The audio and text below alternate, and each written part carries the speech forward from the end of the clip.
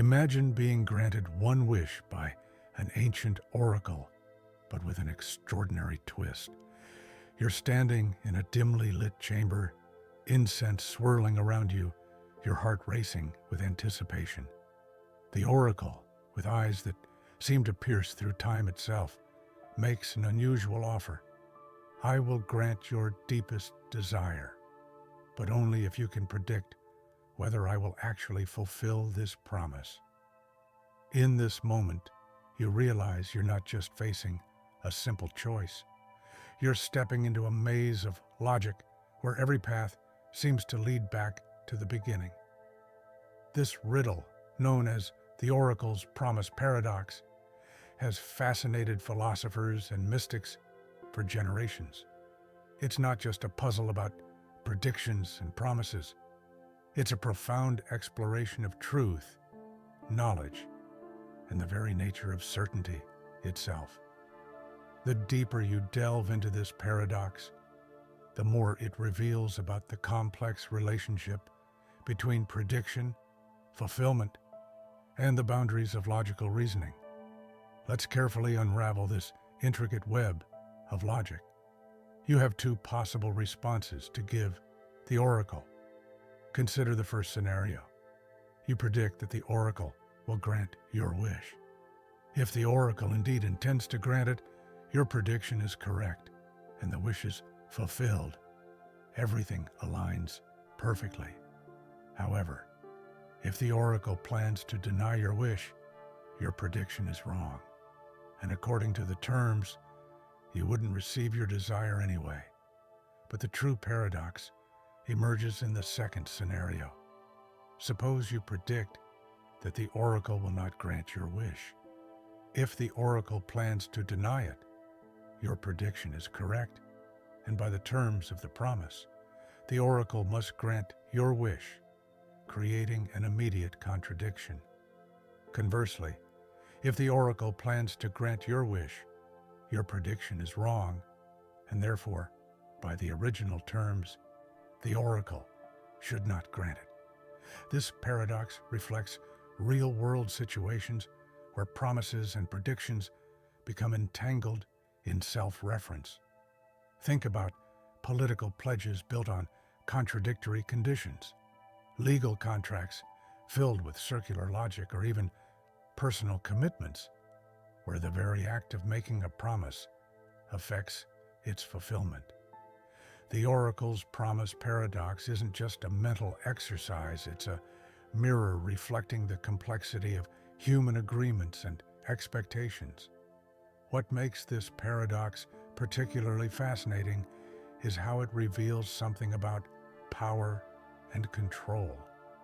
The Oracle isn't simply a participant in this riddle, they're the architect of an elegant trap. By setting conditions that guarantee contradiction, the Oracle ensures that no answer can fully satisfy the agreement. It represents systems where the rules themselves are designed to maintain control even when they appear to offer choice and possibility. But perhaps the real wisdom of the Oracle's Promise Paradox lies not in finding a solution, but in recognizing its deeper message about the nature of certainty and prediction. It teaches us that sometimes the most profound truths emerge not from solving a puzzle, but from understanding why it resists solution.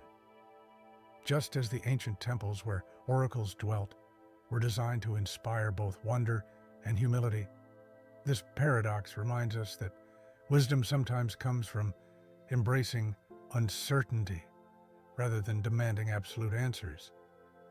So the next time you find yourself faced with a promise that seems to twist back upon itself, remember the Oracle's Promise Paradox.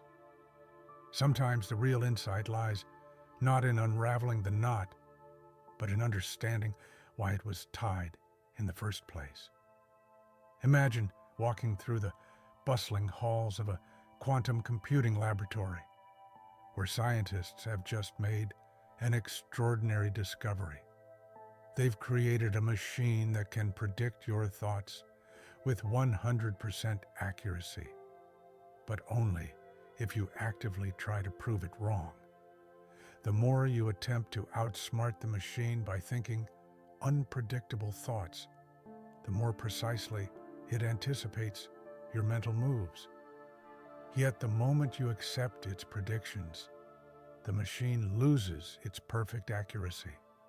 This is the quantum prophet's paradox, a thought experiment that challenges our understanding of free will, consciousness, and the nature of prediction itself. At first glance, this might seem like a simple technological puzzle, but as we delve deeper, we discover layers of complexity that touch the very foundations of human consciousness and determinism.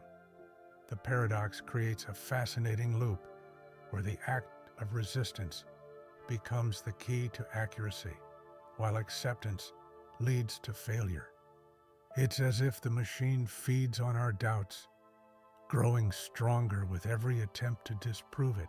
Let's explore the intricate dynamics at play. When a participant first encounters the machine, they typically respond with skepticism. They might try random thoughts, complex mathematical sequences, or deeply personal memories, anything they believe the machine couldn't possibly predict. But here's where the paradox deepens. This very attempt to be unpredictable creates a pattern born from the desire to avoid patterns. The machine doesn't just predict individual thoughts, it predicts the entire strategy of resistance. Consider Dr. Sarah Chen's groundbreaking experiment at the Institute of Advanced Consciousness Studies. She worked with hundreds of volunteers, each determined to outsmart the quantum prophet. The results were astounding. Those who approached the machine with the strongest skepticism and most elaborate evasion strategies achieved perfect prediction rates. Meanwhile, participants who trusted the machine or tried to work with it experienced significantly lower accuracy. This creates a fascinating psychological dynamic. The more a person invests in proving the machine wrong, the more they reinforce its ability to predict their thoughts. It's like trying to create randomness through deliberate effort. The very intention creates a pattern. The machine becomes a mirror, reflecting not just our thoughts, but the very process by which we try to hide them. The implications extend far beyond the laboratory. This paradox raises profound questions about the nature of free will and consciousness. If our attempts to be unpredictable are themselves predictable, what does this say about human agency? Are our choices truly free, or are they always bound by patterns we can't escape? Even our attempts to break patterns become patterns themselves. In the field of artificial intelligence, the quantum prophet's paradox has sparked intense debate. Dr. Marcus Rodriguez, a leading AI ethicist, argues that it reveals a fundamental truth about consciousness. The paradox shows us that self-awareness and the desire for unpredictability might be two sides of the same coin. The more aware we are of trying to be random, the more structured our attempts become. The paradox also has implications for fields far removed from quantum computing. In financial markets, traders who try to break from market trends often create new, predictable patterns of contrarian behavior. In creative arts, artists attempting to be completely original might inadvertently create recognizable styles of anti-style. Even in personal relationships, our efforts to be spontaneous can become predictably unspontaneous. But perhaps the most profound aspect of the quantum prophet's paradox is what it reveals about human nature. Our drive to assert our uniqueness and unpredictability might itself be one of our most predictable qualities. It's as if The very act of trying to prove our free will becomes evidence of how our choices are shaped by deeper patterns. This leads us to a startling conclusion. Maybe true unpredictability comes not from trying to be unpredictable, but from embracing the patterns that make us who we are. The machine's perfect accuracy in the face of resistance might be telling us something crucial about consciousness, that our attempts to prove our autonomy are part of a larger dance of cause and effect, prediction and fulfillment. So the next time you find yourself trying to be unpredictable, remember the quantum prophet's paradox. Sometimes the most unpredictable thing you can do is to stop trying to be unpredictable. In the end, the machine's greatest lesson might be that true freedom comes not from fighting against patterns, but from understanding and accepting the patterns that define us. Picture yourself in an ancient library, where a mysterious book contains infinite pages. Between any two pages, open it to pages 1 and 2, and between them lies page 1.5. Between pages 1 and 1.5, you'll find page 1.25. Between 1.25 and 1.5, there's 1.375. This infinite subdivision continues endlessly, yet somehow all these infinite pages fit within the finite space of a single book. This is the infinite library paradox, a puzzle that challenges our understanding of infinity, space, and the nature of possibility itself. The concept first emerged in the private journals of a 12th century Persian mathematician, Nasir al-Raqi, who dreamed of a book that could contain all possible knowledge. He realized that between any two pieces of information, there must exist another piece that bridges them, and between those bridges lie even more connections, stretching into infinity. But unlike other infinite concepts, this one was bounded, contained within the physical limits of a single volume. Consider the profound implications. If you try to reach page 2 by reading through all the intermediate pages, you would never arrive. Each time you think you're getting closer, an infinite number of pages still lies ahead. Yet paradoxically, you can simply turn directly to page 2, bypassing the infinity between. It's as if the book contains multiple layers of reality, the practical world where we can move freely between pages, and the theoretical realm where infinite subdivisions exist simultaneously. Dr. Elena Koslov, a contemporary theoretical physicist at the Institute of Advanced Mathematics, explains it through the lens of modern science. The infinite library paradox mirrors quantum mechanics' understanding of space itself. Just as there are infinite points between any two locations in space, yet we can move from one point to another. The library shows us how infinity can exist within finite boundaries. The paradox becomes even more fascinating when we consider its implications for knowledge and understanding. If infinite gradations exist between any two ideas, how can we ever claim to fully understand the transition from one concept to another? Between any two thoughts, there must lie an infinite spectrum of intermediate thoughts, each slightly different from the last. Preparing and narrating this theory took us a lot of time, so if you are enjoying it, subscribe to our channel. It means a lot to us. Now back to the theory. Think about learning a new skill, like playing a musical instrument. Between being a complete beginner and mastering your first piece, there are infinite states of partial mastery.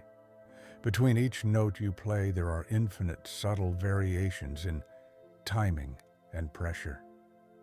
The infinite library paradox suggests that every journey of learning, no matter how simple it appears, contains within it an infinity of micro-improvements and subtle refinements. The social philosopher Dr. James Chen builds on this idea. The paradox teaches us something profound about human progress. We can make discrete, measurable improvements while acknowledging that between any two states of development lies an infinite spectrum of possibility. It's both humbling and empowering.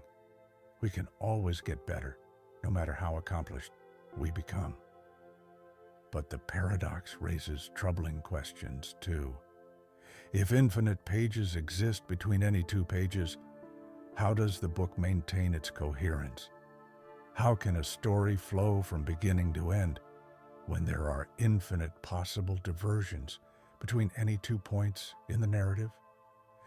This mirrors our own struggles with focus and progress in a world of infinite possibilities. Consider the library's head librarian, a character in this thought experiment who must maintain order in this infinitely complex system. How does one catalog infinity? How does one guide readers through endless possibilities while maintaining a sense of direction and purpose? These questions reflect our own challenges in navigating life's infinite choices while maintaining a coherent path forward. The infinite library paradox also connects to ancient philosophical questions about the nature of reality. The Greek philosopher Zeno argued that motion was impossible because between any 2 points lies an infinite number of intermediate points. The library presents a similar puzzle. How can we move forward when infinite possibilities exist between here and there? Yet move forward we do, both in reading and in life. Perhaps the most profound aspect of the infinite library paradox is what it reveals about the relationship between the finite and the infinite.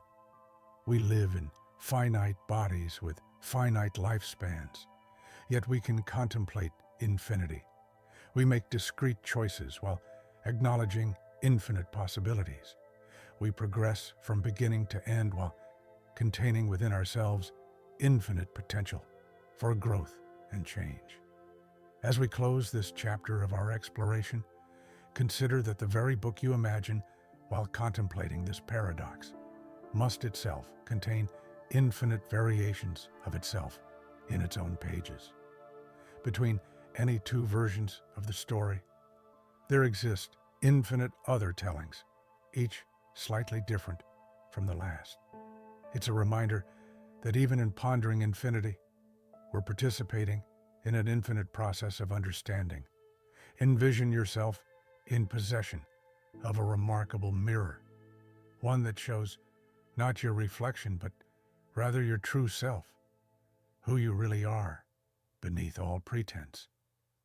Yet here's the peculiar twist. The more intently you try to see your authentic self in this mirror, the more your reflection becomes clouded by the very act of looking. This is the Mirror of Truth paradox, a contemplation that delves into the nature of self-awareness, authenticity, and the complex relationship between observation and reality.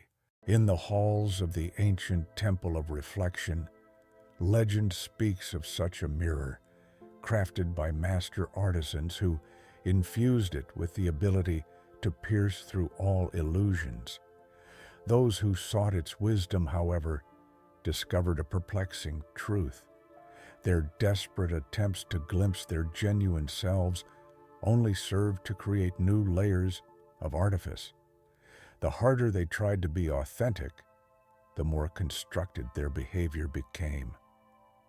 Dr. Maya Patel, a renowned consciousness researcher at the Global Institute of Self-Studies, explains this phenomenon through a modern lens. When we consciously attempt to be authentic, we immediately create a kind of performance of authenticity. It's like trying to act natural when someone points a camera at you. The very awareness of being observed changes your behavior. The mirror of truth. Paradox captures this fundamental challenge of self-knowledge. Consider what happens when you approach this mythical mirror with the intention of seeing your true self. The moment you think, now I will be authentic, you've already created a separation between your observing self and your natural state. Like trying to catch your own eye in a regular mirror without acknowledging that you're looking, it becomes an impossible chase where the pursuer and the pursued are one and the same. The paradox deepens when we examine its implications for personal growth and self-improvement. How can we become more authentic if our very attempts at authenticity create artifice? It's like trying to spontaneously fall asleep. The more you consciously try, the more elusive sleep becomes.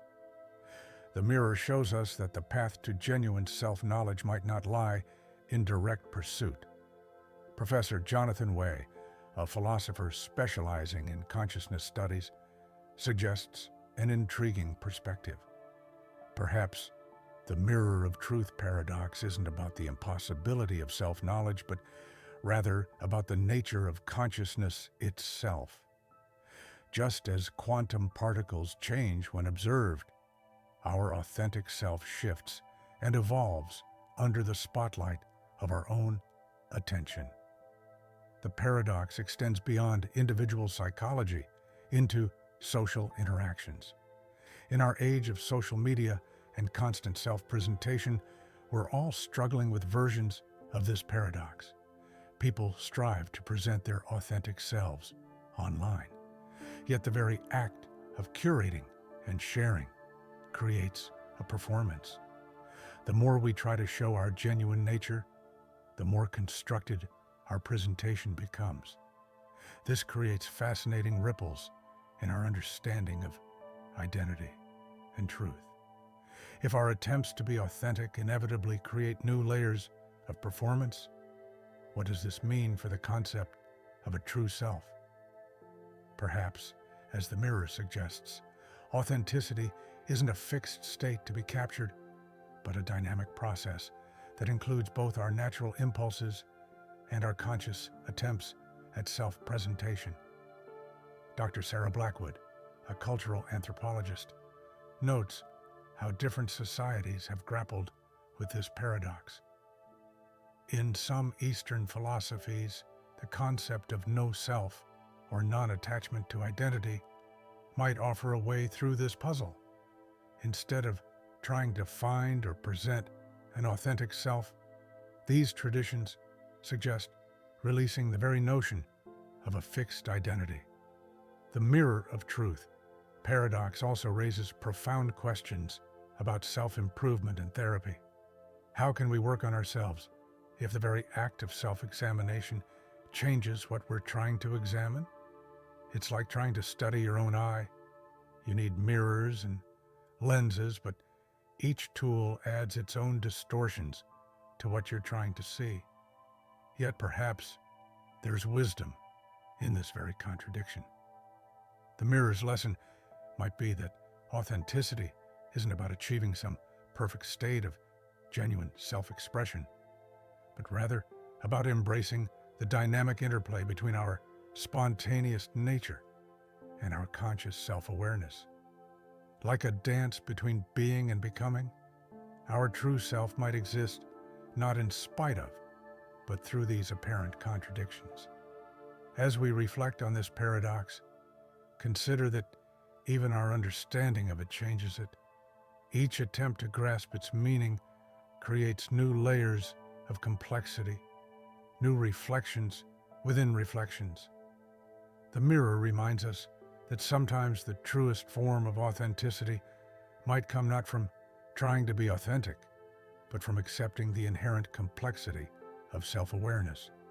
Imagine a world where memories can be perfectly preserved and replayed, not just viewed, but experienced again with all the original sensations, emotions, and thoughts intact. A team of neuroscientists has created a device called the Memory Archive, capable of storing and replaying human memories with perfect fidelity. But here's where things get strange. Every time you access a memory through the archive, you create a new memory of remembering that memory. This creates an infinite cascade of memories about memories, each slightly different from the last. Welcome to the memory echo paradox. Dr. Sakura Yamamoto, the lead researcher at the Neural Dynamics Institute, first noticed this phenomenon when test subjects reported increasingly complex layers of recollection. When someone accesses a childhood memory through the archive, she explains, they're not just remembering the original event anymore. They're remembering all the previous times they've accessed that memory, creating a kind of recursive loop that changes how they understand their own past. Consider what happens when you access a simple memory, your 5th birthday party, for instance. Through the memory archive, you experience it perfectly. The taste of the chocolate cake, the excitement of opening presents, the sound of your family singing. But now, you've created a new memory of experiencing that memory through the archive. The next time you access your 5th birthday, you're not just remembering the party, you're remembering it, and remembering it, creating an endless series of nested experiences. This paradox becomes even more fascinating when we consider how these layers of memory interact with each other.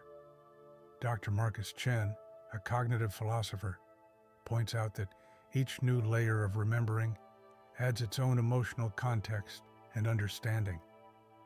If you access a childhood memory as an adult, you bring your adult perspective to it. Then, when you remember that memory again, you're adding your perspective on your perspective. It's like holding up 2 mirrors to each other. The reflections go on forever, each one slightly different from the last. The memory echo paradox raises profound questions about the nature of identity and consciousness. If our memories of memories create infinite recursive loops, how do we maintain a coherent sense of self?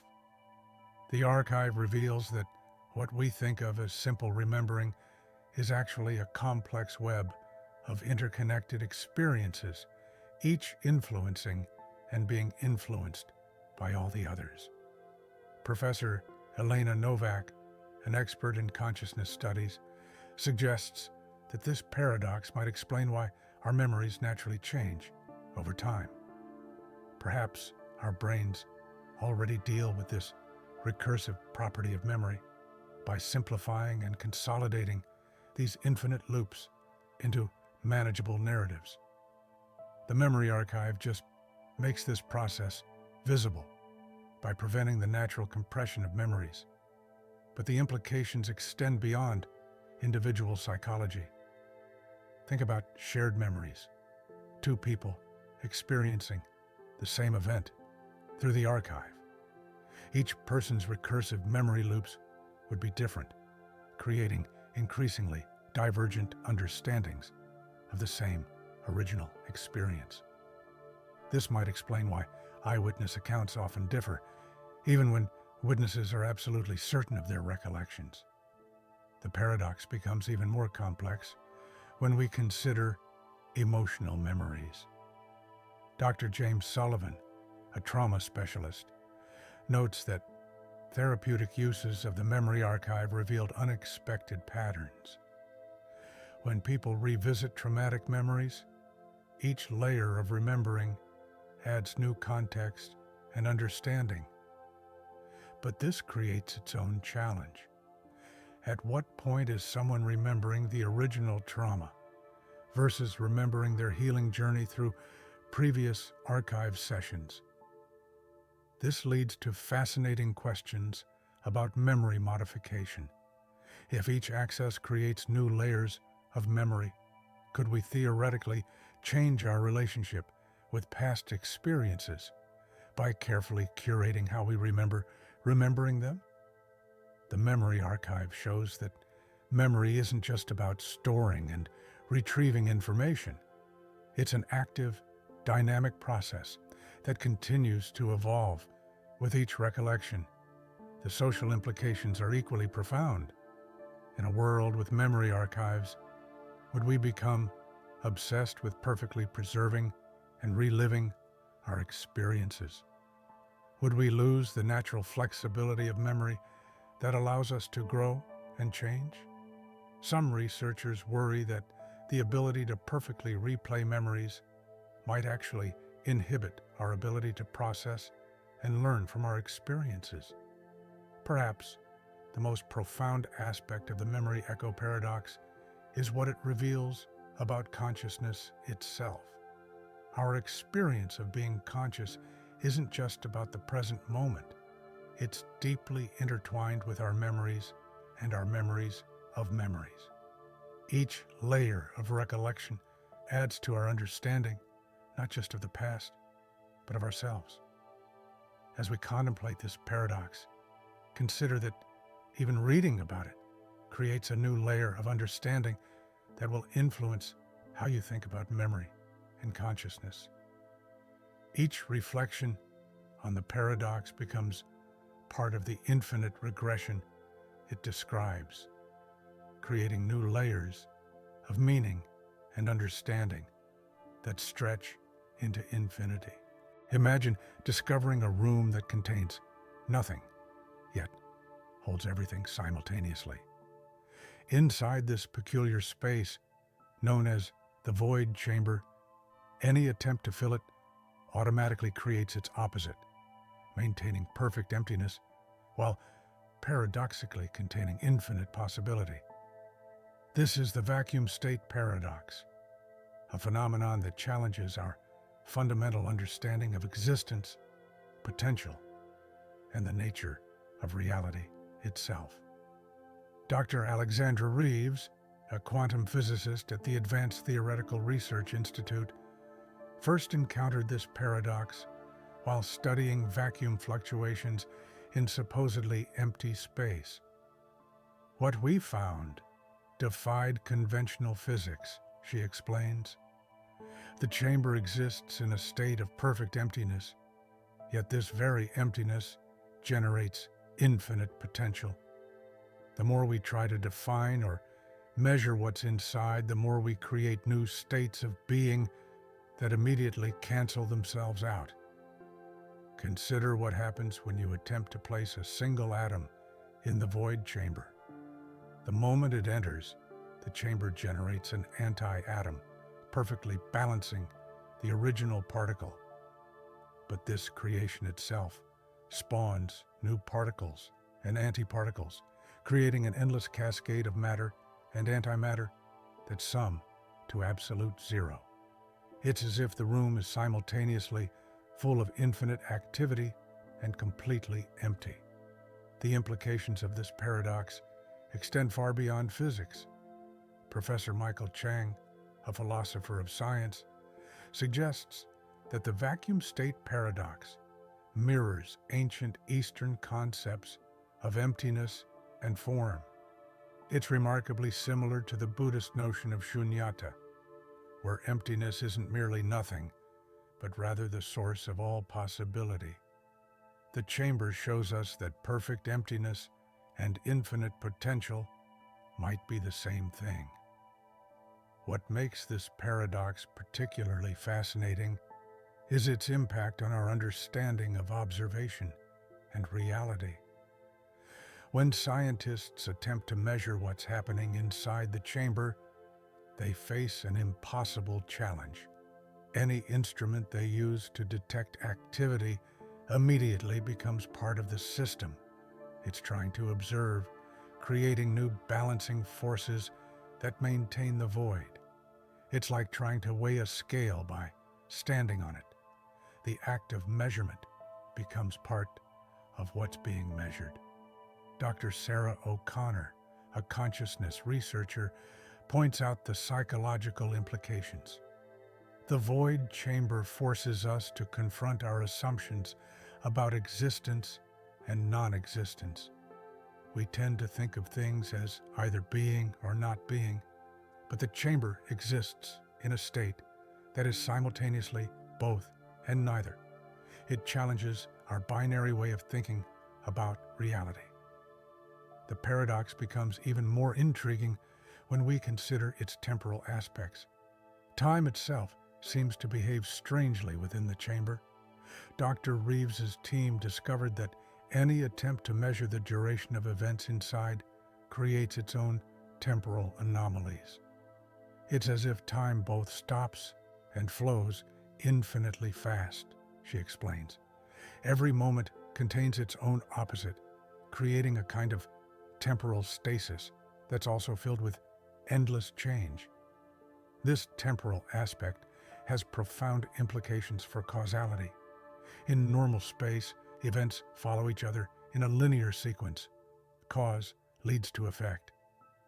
But in the void chamber, every cause simultaneously generates its own negation.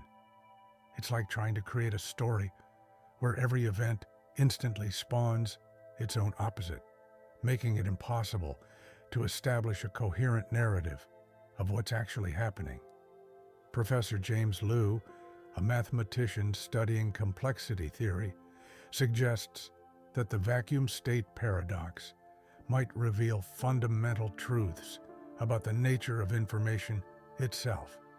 The chamber shows us that perfect emptiness requires infinite complexity. To maintain zero, you need an infinite series of balanced opposites. It's like a cosmic accounting system, where every positive must be matched by a negative, creating endless layers of interaction. The social implications of this paradox are equally profound. Dr. Elena Martinez, a sociologist, draws parallels to human systems. In society, we often see how attempts to create perfect order generate their own forms of chaos, and efforts to eliminate uncertainty create new forms of unpredictability. The void chamber might be showing us something fundamental about the nature of human organization. Perhaps most fascinating is what the paradox suggests about consciousness and perception. When observers look into the chamber, they often report experiencing a strange sense of both fullness and emptiness. It's as if the mind itself struggles to reconcile the contradiction, creating a state of awareness that mirrors the chamber's paradoxical nature. As we contemplate this paradox, consider that our very attempt to understand it generates new layers of meaning that must also be balanced by their opposites.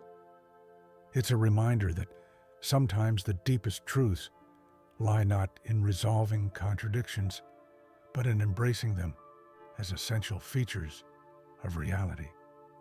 Picture yourself holding a device that can detect exactly when you'll fall asleep each night. The catch? The moment you learn your predicted sleep time, you become unable to fall asleep at that exact moment. This is the slumber's certainty paradox, a puzzling phenomenon that explores the intersection of knowledge, consciousness, and the natural rhythms of human sleep. Dr. Rachel Morgan, a sleep researcher at the International Institute of Consciousness Studies, discovered this paradox while developing a revolutionary sleep prediction algorithm. Our technology achieved perfect accuracy in predicting sleep onset, she explains, but only until the subjects learned their predicted sleep times. The moment we shared the predictions, they became impossible to fulfill. The mechanics of this paradox are fascinatingly complex. The prediction device, known as the Morpheus monitor, analyzes thousands of biological markers, brain waves, heart rate patterns, hormonal fluctuations, and subtle changes in body temperature. It can determine down to the second when someone would naturally drift into sleep. However, the very knowledge of this prediction creates a new variable that the original calculation couldn't account for.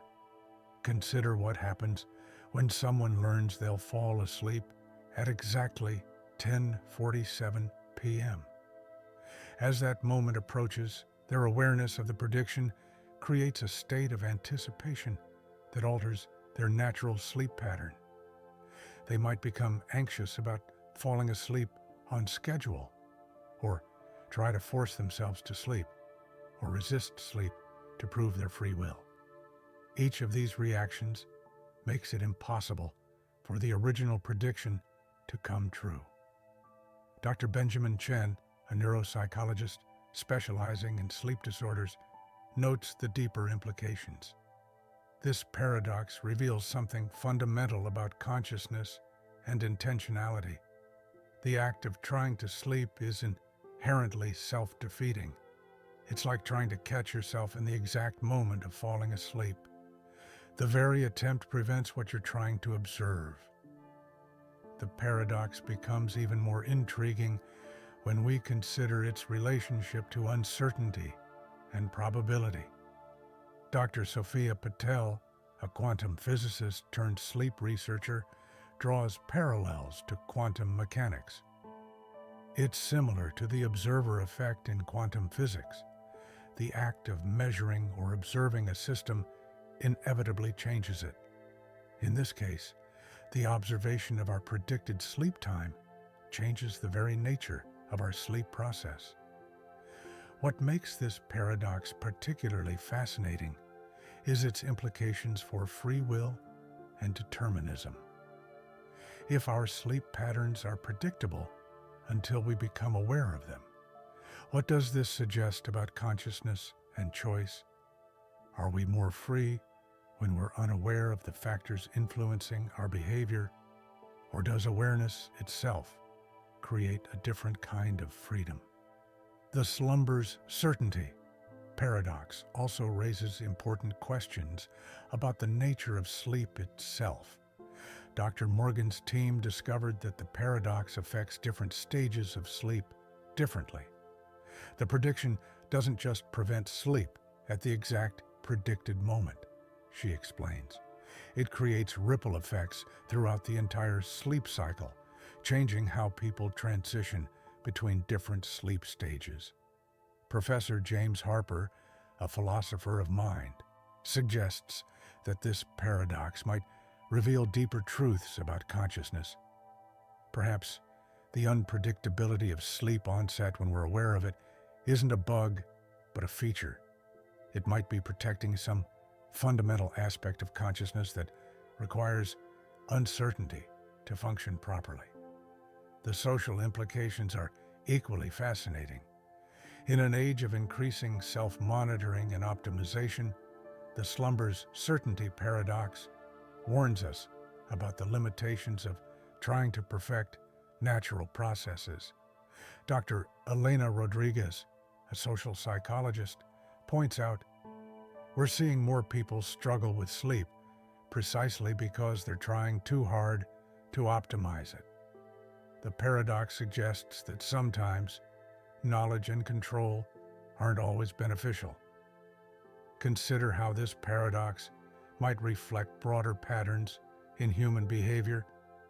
Just as knowing our exact sleep time prevents it from occurring, many of life's most natural processes become disrupted when we try to control them too precisely. Creativity, spontaneity, and even happiness often prove most elusive when we try to force them. The practical applications of this research have led to surprising conclusions. Instead of trying to predict exact sleep times, researchers now focus on creating conditions that support natural sleep patterns while preserving the essential uncertainty that seems necessary for healthy sleep. It's a reminder that Sometimes, not knowing might be more valuable than knowing. As we contemplate this paradox, consider your own relationship with sleep. How often does trying to control your sleep actually make it more difficult? Perhaps the greatest wisdom lies not in seeking perfect prediction and control, but in learning to trust the natural rhythms of consciousness and unconsciousness that define our existence. Imagine discovering a library where the books write themselves based on what readers imagine while reading them. But here's the twist. The moment you try to consciously create a specific story, the pages remain stubbornly blank. This is the creative consciousness paradox, a phenomenon that explores the delicate relationship between intention, imagination, and the act of creation itself. In the heart of an ancient city, the emergent library stands as a testament to this paradox. Its shelves hold thousands of books with seemingly blank pages that come alive with text and imagery only when readers approach them with an open, wandering mind. Dr. Isabella Martinez, curator of the library and cognitive scientist, explains, "The books respond to the natural flow of imagination, but resist any deliberate attempt to control their content. It's as if the very act of trying to create something specific prevents its emergence." The paradox manifests in fascinating ways. When readers simply browse the shelves without expectation, letting their minds wander freely, the pages fill with rich narratives, vivid descriptions, and unexpected twists. But the moment they attempt to guide the story in a particular direction or craft a specific scene, the words fade away, leaving only empty pages behind. Professor Alexander Wright, a specialist in creative cognition, describes the phenomenon. It's like trying to catch a dream as it fades upon waking. The harder you try to grasp it, the more it slips away. The library shows us that creativity might not be something we do, but something that happens through us when we step out of our own way. What makes this paradox particularly intriguing is its challenge to our traditional understanding of creativity and authorship.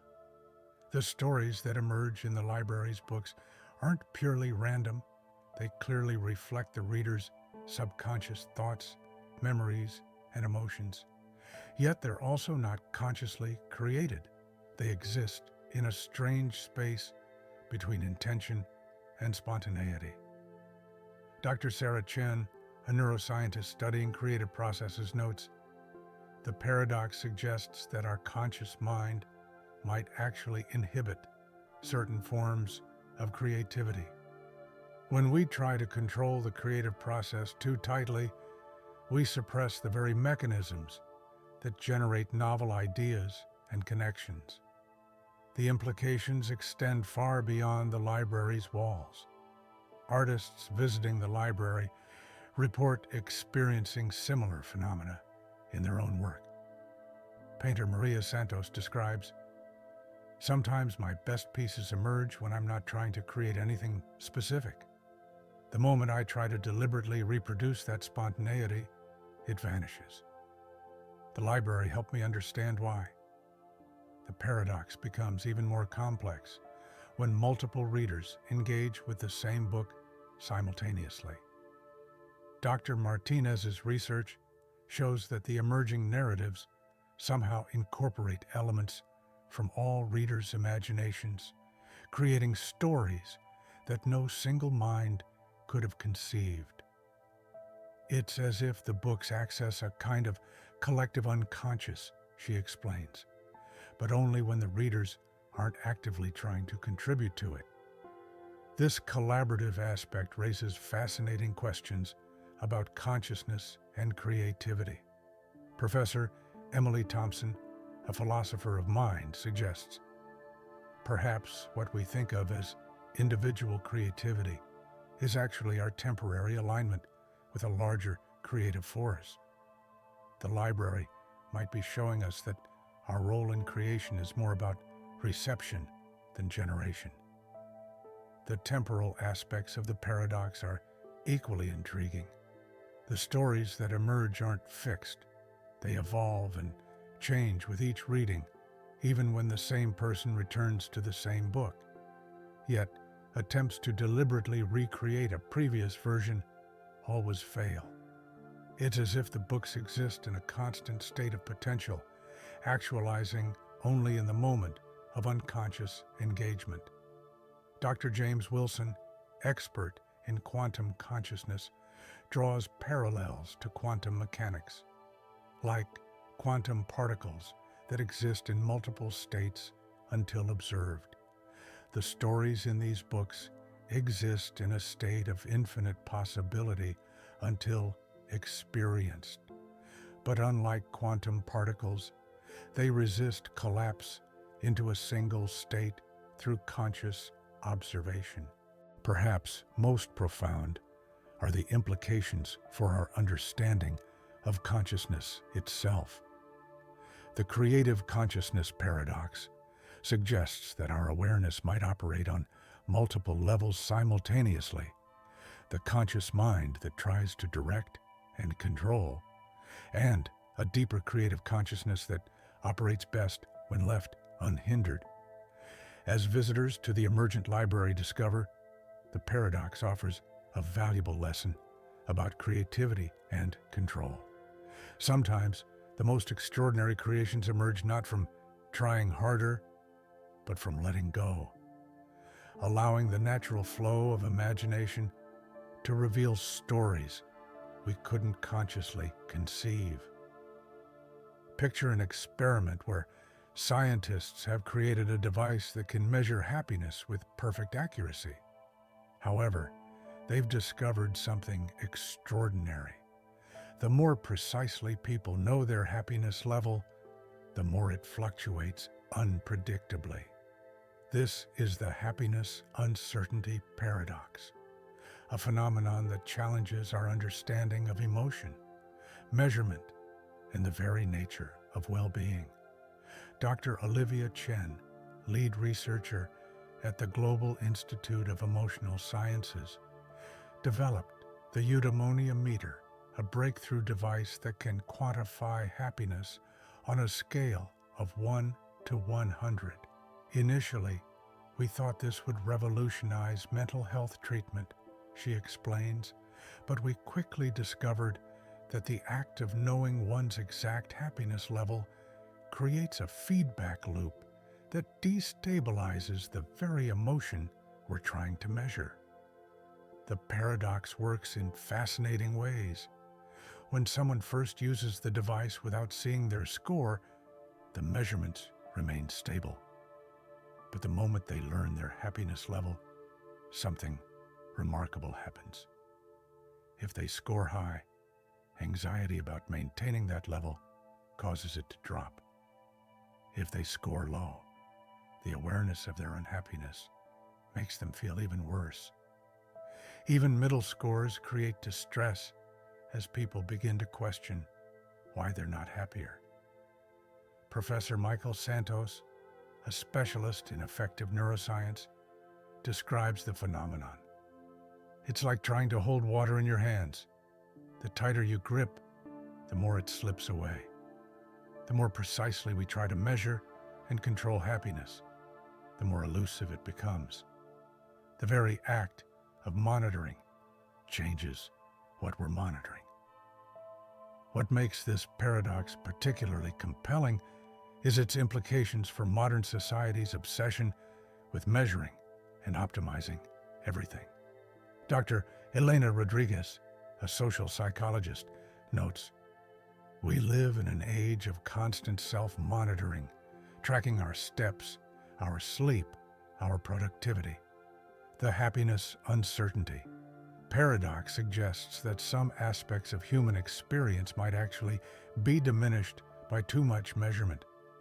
The paradox becomes even more complex when we consider its social dimensions. Researchers found that when people compare their happiness scores with others, the fluctuations become even more pronounced. Dr. James Morrison, a sociologist, explains, social comparison creates a new layer of instability. People begin to question whether they should be happier based on their circumstances, which ironically makes them less happy. The temporal aspects of the paradox are equally fascinating. Dr. Chen's team discovered that the same person measured at the same time each day would show wildly different results if they were aware of their scores. It's as if happiness exists in a quantum state, she suggests. The act of observation fundamentally changes its nature. This observation leads to profound questions about consciousness and emotion. Professor Sarah Williams, a philosopher of mind, draws parallels to ancient wisdom traditions. Many spiritual teachings suggest that happiness is not something to be pursued directly.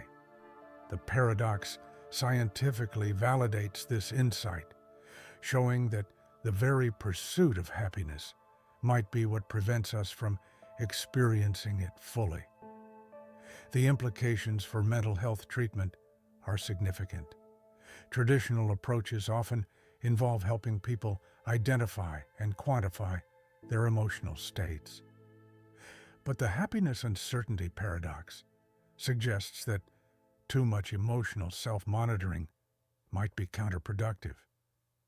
Dr. Marcus Lee, a clinical psychologist, notes, "We're learning that sometimes the best intervention is to help people focus less on their emotional state, not more." Perhaps most intriguing is what the paradox reveals about the nature of happiness itself. Unlike physical measurements that become more accurate with precision, happiness seems to require a certain amount of uncertainty to exist naturally. Professor Alexandra Kumar, an expert in positive psychology, suggests maybe happiness is more like a quantum particle than a classical object. It exists in multiple states, simultaneously until we try to pin it down. The practical applications of this research have led to unexpected innovations. Instead of trying to measure happiness directly, researchers now focus on creating environments and conditions that support well-being while preserving the essential uncertainty that seems necessary for authentic joy. It's a reminder that sometimes not knowing might be more valuable than knowing. As we contemplate this paradox, consider your own relationship with happiness. How often does trying to evaluate or optimize your happiness actually diminish it? Perhaps the greatest wisdom lies not in seeking perfect measurement and control, but in learning to dance with the natural ebbs and flows of emotional experience. Envision a world where scientists have created a perfect prediction machine that forecasts every choice you'll make in life. However, there's an extraordinary catch. The predictions only remain accurate if you never learn what they are. This is the choice cascade paradox, a phenomenon that explores the intricate relationship between knowledge, free will, and the nature of decision-making. At the Temporal Dynamics Institute, Dr. Nathan Foster leads a team that developed the Decision Oracle, a quantum computer capable of mapping every future choice a person will make. The technology works flawlessly, he explains, but only under one condition. The subject must remain completely unaware of their predicted choices. The moment someone learns what they're supposed to do next, the entire prediction chain collapses. The paradox manifests in remarkable ways. When people remain unaware of their predicted choices, the oracle achieves 100% accuracy, suggesting our decisions might be more predetermined than we'd like to believe. Yet the very act of learning these predictions introduces an element of chaos that renders them invalid. It's as if free will exists precisely in the space between knowing and not knowing. Dr. Elena Martinez, a cognitive neuroscientist, describes the phenomenon through an intriguing experiment. We predicted a subject would choose coffee over tea at exactly 3:15 p.m. When kept unaware, they made exactly that choice. But if we told them this prediction, they'd either deliberately choose tea to prove their free will or feel compelled to choose coffee to fulfill the prediction. Either way, their authentic choice was disrupted. What makes this paradox particularly fascinating is its implications for our understanding of consciousness and causality. Professor James Chen, a philosopher of mind, notes, "It suggests that our decisions exist in a kind of quantum superposition, simultaneously determined and undetermined until the moment of observation. The act of knowing our future choices paradoxically changes the very future we're trying to predict." The social implications are equally profound. Dr. Sarah Thompson, a social psychologist, explains how the paradox affects group dynamics.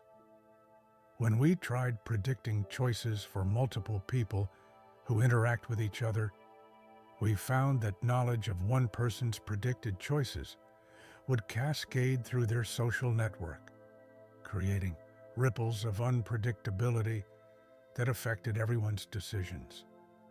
The temporal aspects of the paradox become even more complex when considering long-term predictions. The oracle can accurately forecast choices years into the future, but only if every prediction remains hidden. Dr. Foster explains, "It's like a house of cards. Revealing any single prediction causes all future predictions to collapse, as each choice influences countless others in ways we can't foresee." Perhaps most intriguing is what the paradox reveals about the nature of authentic decision-making. Professor Maya Patel, an expert in decision theory, suggests true choices might require a certain amount of uncertainty. When we know exactly what we're supposed to do, we lose the very freedom that makes choice meaningful. The practical implications extend far beyond the laboratory. Industries attempting to predict consumer behavior, political outcomes, or market trends face similar challenges. The more accurately they can predict behavior, the more that knowledge changes the behavior they're trying to predict. It's a feedback loop that defies traditional models of causality. Dr. Alexander Wright, studying the paradox's implications for artificial intelligence, notes, "As AI becomes better at predicting human behavior, we might need to deliberately limit its predictive accuracy, or at least our awareness of its predictions, to preserve authentic human agency." The paradox also raises profound questions about fate and free will. If our choices are perfectly predictable until we learn about them, what does this say about the nature of freedom? Professor Emily Rogers, a philosopher, suggests maybe free will isn't about making unpredictable choices, but about maintaining the uncertainty that allows for authentic decision-making. As we contemplate this paradox, consider your own relationship with choice and prediction. How often do expectations, whether our own or others, influence our decisions? Perhaps true freedom lies not in knowing or not knowing our future choices, but in maintaining the delicate balance between determination and possibility that allows authentic choice to emerge. The choice cascade. paradox reminds us that sometimes not knowing might be essential for preserving the very essence of what makes us human, our ability to choose freely in a world of endless possibilities. Imagine discovering an ancient meditation technique that promises absolute peace of mind, but with an extraordinary twist. The more perfectly you master the technique, the more aware you become of your inability to maintain perfect peace. This is the serenity spiral paradox, a phenomenon that challenges our understanding of consciousness, perfection, and the very nature of tranquility. Dr. Maya Patel, a researcher at the Institute of Contemplative Studies, first documented this paradox while studying practitioners of the recently unearthed Infinite Calm manuscripts found in a remote Himalayan monastery. What we observed was remarkable, she explains. As practitioners became more skilled at achieving states of deep peace, they simultaneously developed an increasingly acute awareness of the subtle fluctuations in their consciousness. The paradox unfolds in a fascinating pattern. When someone begins practicing the technique, they experience noticeable improvements in their sense of calm and well-being. However, as their practice deepens, something unexpected happens. Their growing mastery brings an enhanced sensitivity to even the tiniest disturbances in their mental state, creating a new form of subtle agitation. Professor James Chen, an expert in contemplative neuroscience, describes the phenomenon. It's like developing increasingly powerful microscopes to examine your own mind.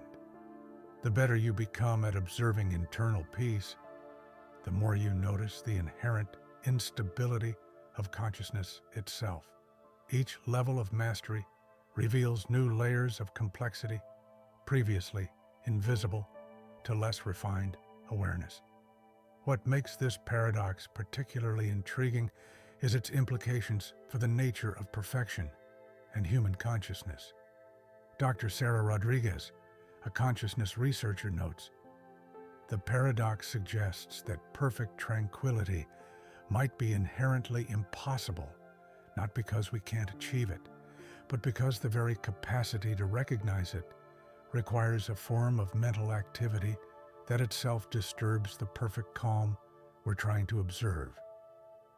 The temporal aspects of the paradox are equally fascinating. Practitioners report experiencing moments of what seems like perfect peace, but these states become increasingly difficult to maintain as their sensitivity grows. Dr. Elena Thompson, a time perception specialist, explains, it's as if the experience of serenity exists in a quantum state. The more precisely you try to locate and maintain it, the more it eludes your grasp. The social dimensions add another layer of complexity. When practitioners gather in groups, their collective pursuit of perfect peace creates interesting dynamics. Dr. Michael Foster, a social psychologist, observes, the group setting amplifies both the achievement and the awareness of its impossibility. Practitioners become more attuned not only to their own mental states, but to the subtle interactions between different consciousnesses. Perhaps most profound are the implications for our understanding of human potential and limitation. Professor Alexandra Wright, a philosopher of mind, suggests the serenity spiral paradox might be showing us something fundamental about consciousness itself, that it's inherently dynamic, and any attempt to achieve absolute stability contradicts its essential nature. The practical applications of this research have led to unexpected insights in fields ranging from mental health to artificial intelligence. Dr. Benjamin Lee, a clinical psychologist, notes, We're learning that the goal might not be to achieve perfect peace, but to develop a more sophisticated relationship with imperfection. The paradox teaches us that awareness and acceptance of instability might be more valuable than the pursuit of absolute tranquility. Consider the parallels to quantum mechanics, where the act of observation influences the observed phenomenon. Dr. Rachel Morgan, a quantum physicist studying consciousness, explains, just as we cannot simultaneously know a particle's position and momentum with perfect precision, perhaps we cannot simultaneously experience and observe perfect peace. The very act of monitoring our serenity creates a form of mental activity that disturbs it.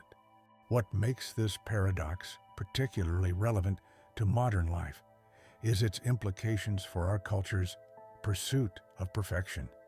In an age of optimization and self-improvement, the serenity spiral paradox suggests that some goals might be unattainable not because we lack skill or dedication, but because they contain inherent contradictions. As practitioners of the technique advance, they often report a profound shift in their understanding of peace itself. Instead of seeing it as a static state to be achieved, they begin to recognize it as a dynamic process of continuous adjustment and acceptance. This wisdom, ironically, often brings a deeper form of peace, one that embraces rather than resists the inherent fluctuations of consciousness. Consider a discovery that has left scientists baffled, a peculiar phenomenon where wisdom seems to increase exponentially with age, yet simultaneously reveals how much more there is to learn. This is the wisdom's horizon paradox, where each step toward greater understanding expands the vista of what remains unknown, creating an endless cycle of growth and humility. At the Center for Cognitive Evolution, Dr. Elena Blackwood leads research into this fascinating phenomenon. We've found that as people accumulate life experience and knowledge, their capacity for wisdom grows dramatically, she explains. However, this same growth in wisdom brings an increasingly acute awareness of how much they don't know. It's as if the horizon of knowledge keeps expanding faster than one can travel toward it. The paradox manifests in remarkable patterns across different cultures and age groups. Those in their 20s often display confidence in their understanding of life, while those in their 80s, despite possessing far greater wisdom, frequently express deeper uncertainty about fundamental questions. This isn't a sign of diminished capability, quite the opposite. It represents a more sophisticated understanding of life's complexity. Professor Marcus Chen, a specialist in developmental psychology, describes the phenomenon. Imagine climbing a mountain in fog. At first, you can only see a short distance, and you might think you're near the top. As you climb higher, the fog begins to clear, revealing not just how far you've come, but how much further the peak extends. Your improved vision paradoxically makes you more aware of how much mountain remains unexplored. What makes this paradox particularly fascinating is its implications for human consciousness and growth. Dr. Sarah Martinez, an expert in cognitive development, notes, "We're seeing that wisdom isn't just about accumulating knowledge, it's about developing an increasingly sophisticated understanding of uncertainty. The wisest individuals are often those most comfortable with not knowing."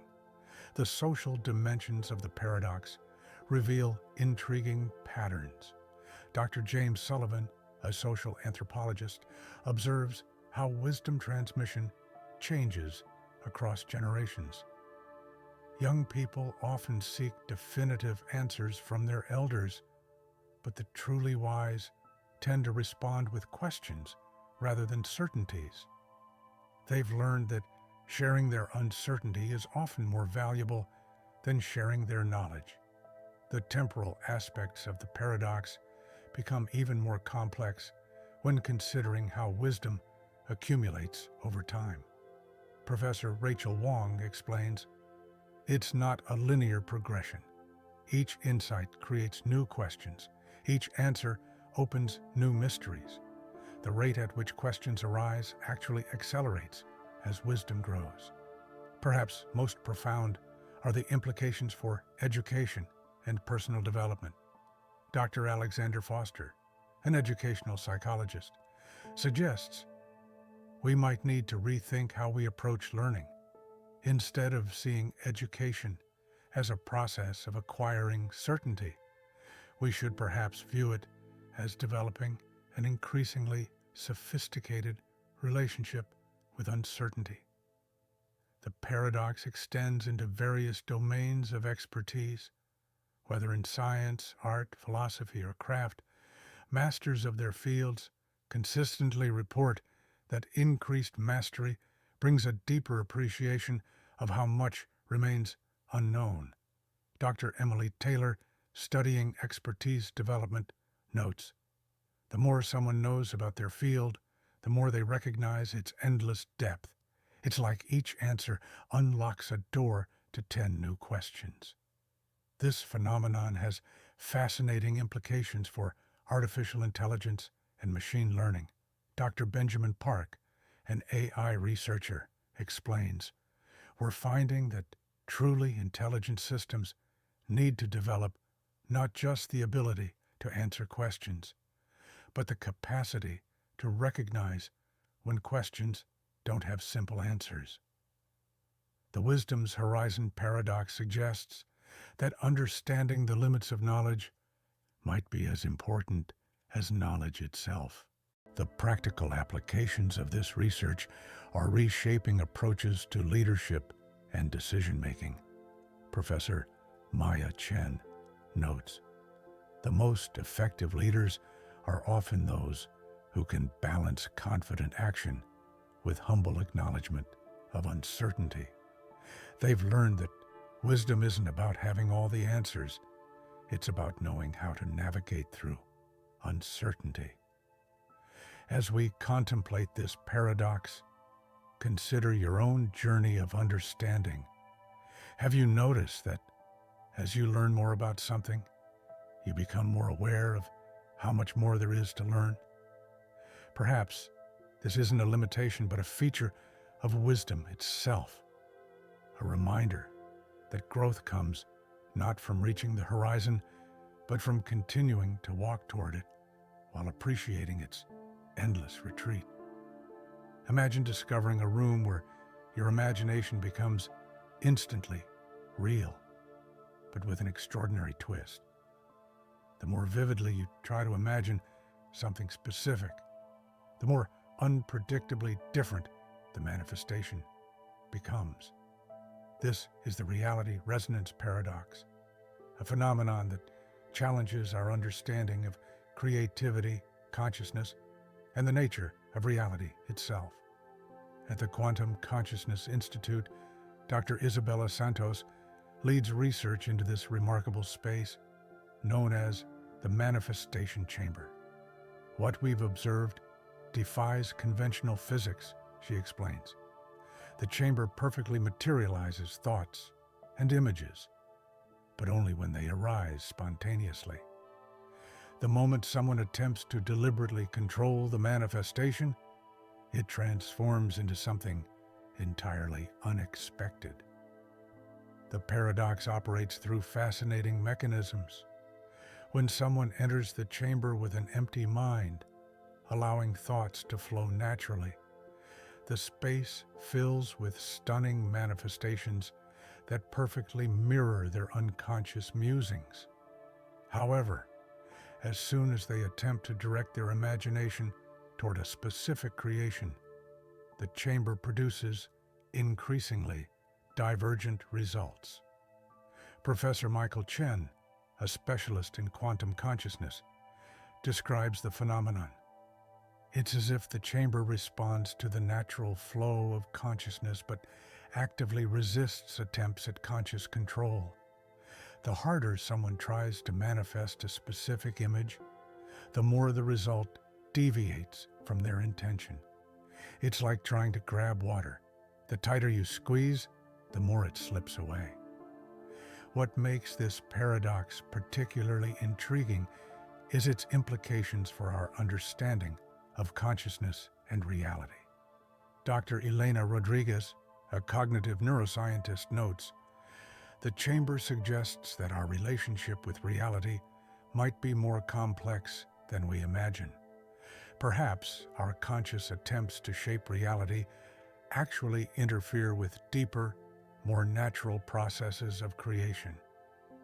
The temporal aspects of the paradox reveal additional layers of complexity.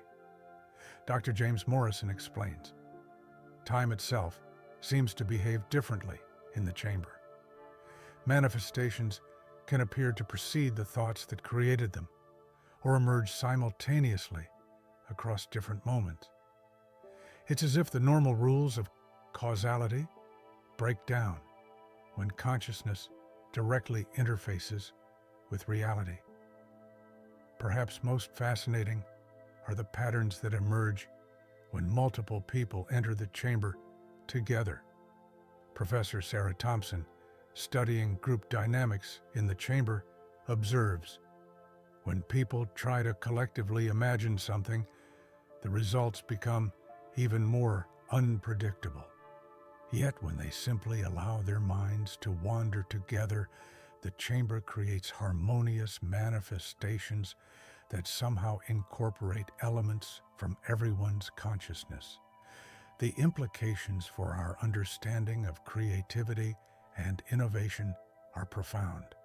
Dr. Alexander Wright, a creativity researcher, suggests the paradox might be showing us something fundamental about the creative process. True innovation might come not from forcing specific outcomes, but from allowing deeper levels of consciousness to express themselves naturally. The practical applications of this research extend far beyond the chamber. Dr. Maya Patel, working in therapeutic applications, notes, "We're learning that similar principles apply in regular reality. When people stop trying to control everything and allow their natural creativity to flow, they often achieve better results than through forced effort." Consider the parallels to quantum mechanics, where the act of observation affects the observed phenomenon. Professor Rachel Foster explains, "Just as quantum particles exist in multiple states until observed, perhaps our creative potential exists in a superposition of possibilities until we try to pin it down through conscious intention." The social implications of this paradox are equally fascinating. In group settings, researchers noticed that hierarchical structures and attempted control actually diminished the chamber's manifestation abilities. Dr. Benjamin Lee observes, "The most remarkable creations emerge when people learn to collaborate without trying to dominate the process." As we contemplate this paradox, consider your own experiences with creativity and manifestation. How often do your best ideas come when you're not trying to force them? Perhaps the reality resonance paradox is showing us that the magic of creation lies not in control, but in learning to dance with the spontaneous flow of consciousness. Visualize a discovery that has left neuroscientists astounded, a phenomenon where humans can perceive their own brain activity in real time, but with an extraordinary twist. The more accurately someone observes their neural patterns, the more those patterns begin to change in response to being observed. This is the neural observer's paradox. a phenomenon that challenges our understanding of consciousness, self-awareness, and the nature of observation itself. At the Advanced Neuroscience Research Center, Dr. Alexandra Rivers developed the neural mirror, a revolutionary device that allows people to directly perceive their own brain activity. What we discovered was remarkable, she explains.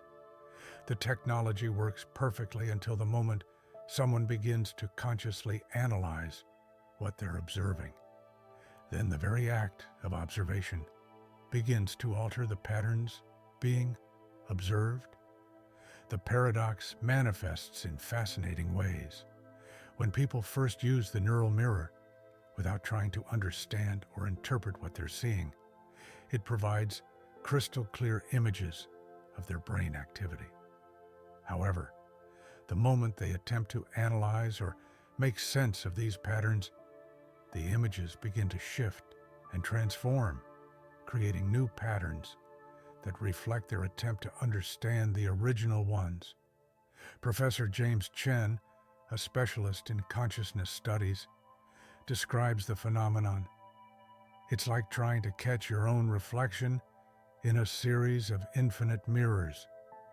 Each attempt to observe creates a new layer of neural activity that itself becomes part of what's being observed. The observer and the observed become entangled in an endless feedback loop. What makes this paradox particularly intriguing is its implications for our understanding of consciousness and self-awareness. Dr. Elena Martinez, a cognitive neuroscientist, notes, "We're discovering that consciousness might not be something that can be directly observed without changing it. The very act of self-observation creates new states of consciousness that weren't there before."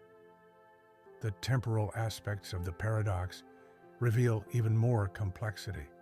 Dr. Michael Foster explains, "There's a fascinating delay between the moment of neural activity and our conscious awareness of it.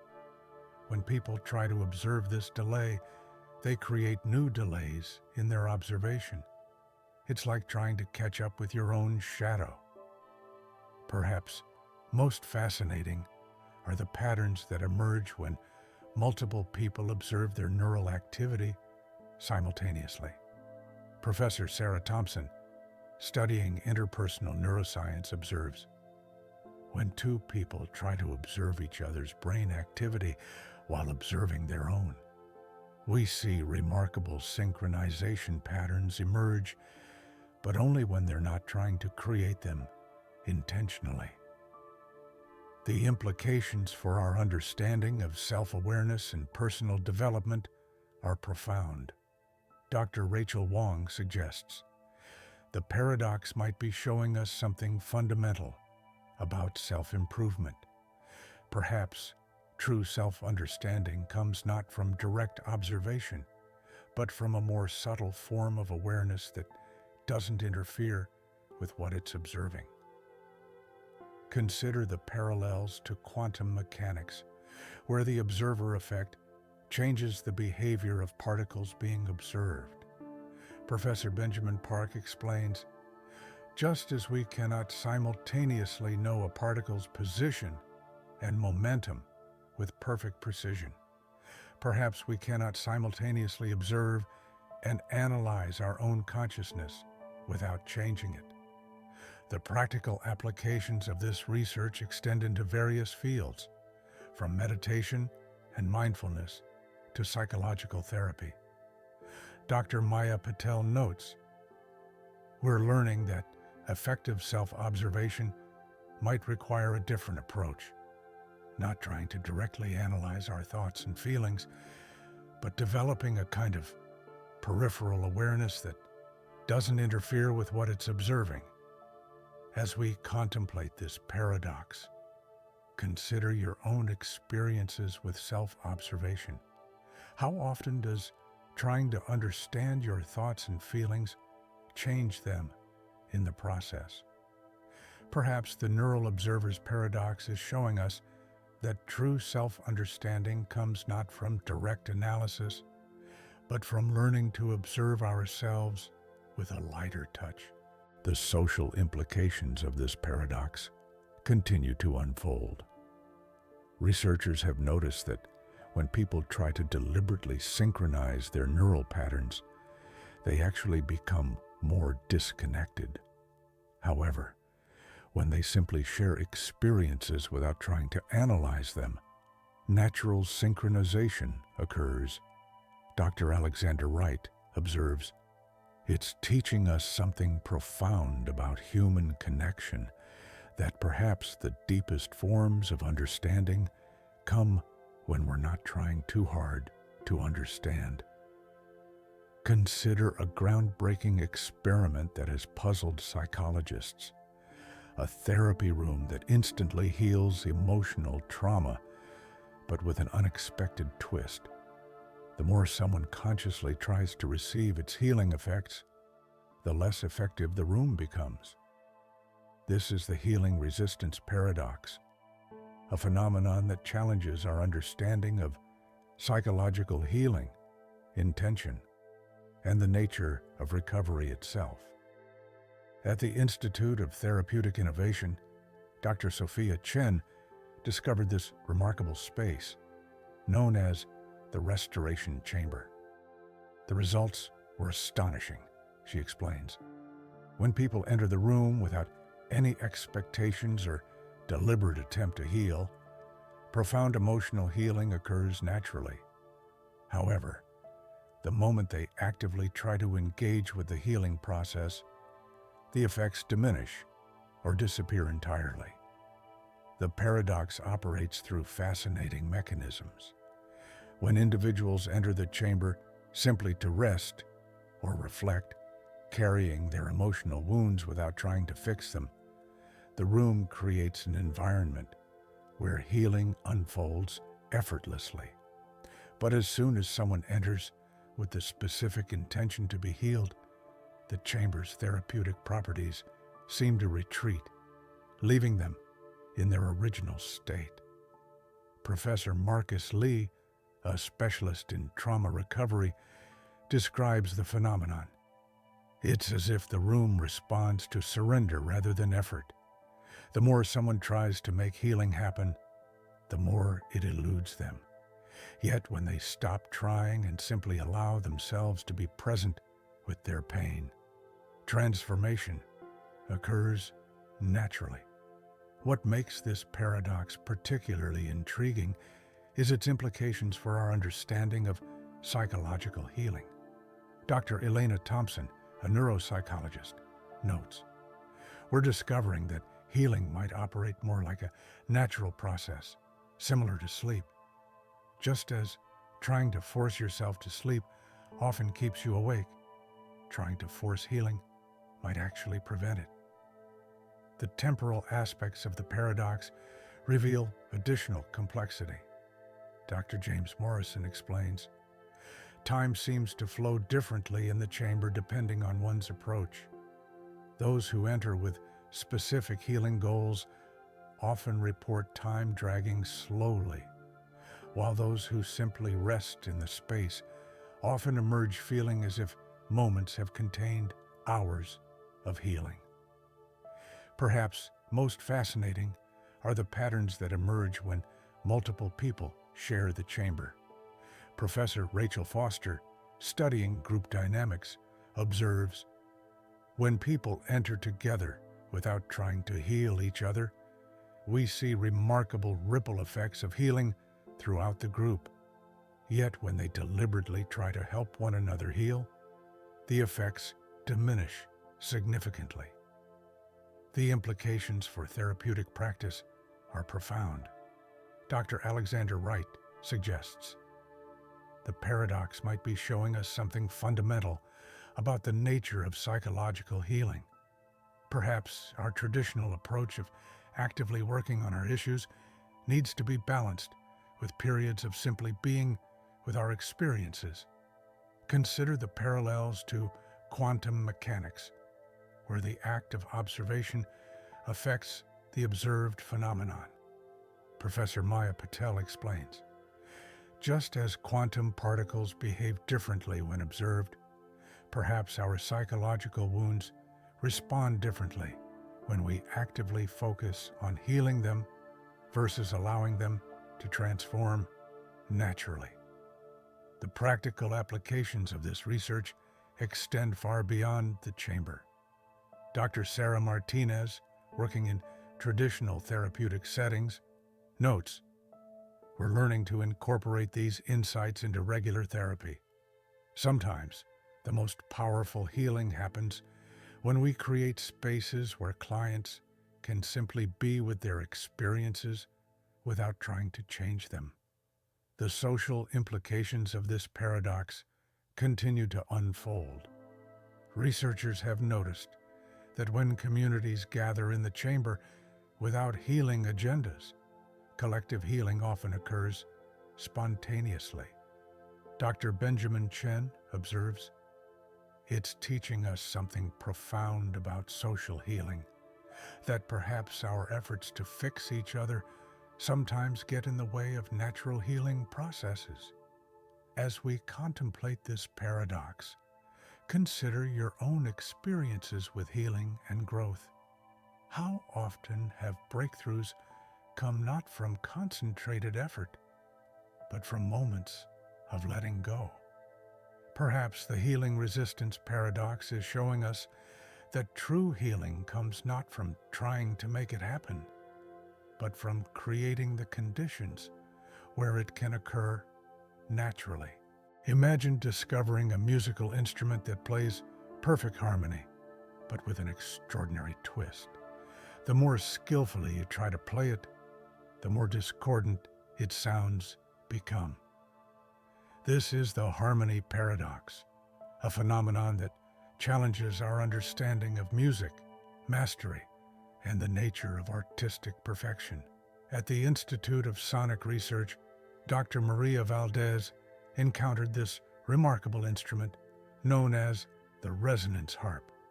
"What we found defies conventional musical theory," she explains.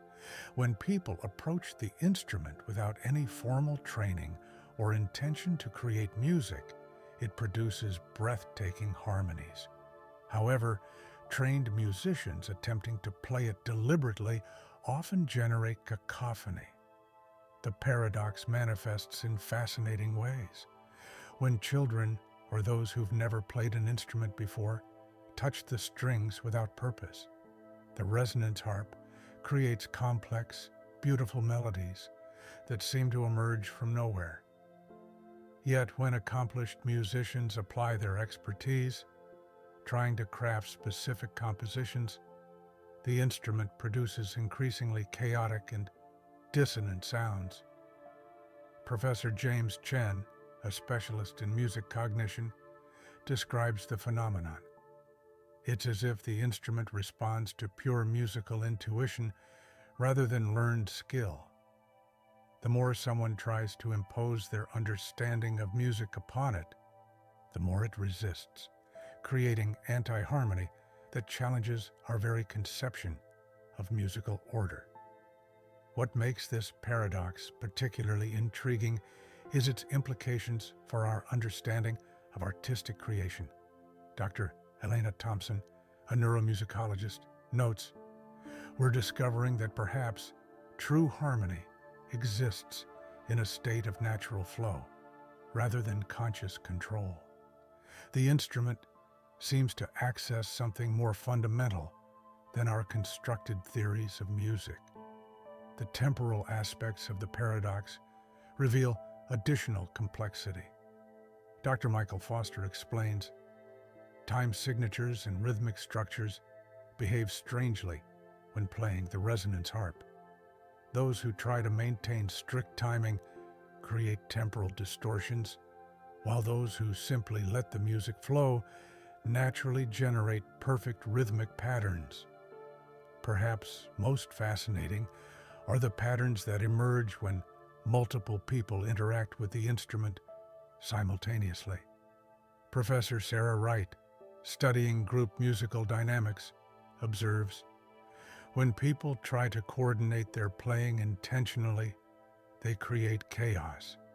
But when they simply respond to each other without planning, the harmonies that emerge are more complex and beautiful than anything we could consciously compose. The implications for our understanding of creativity and mastery are profound.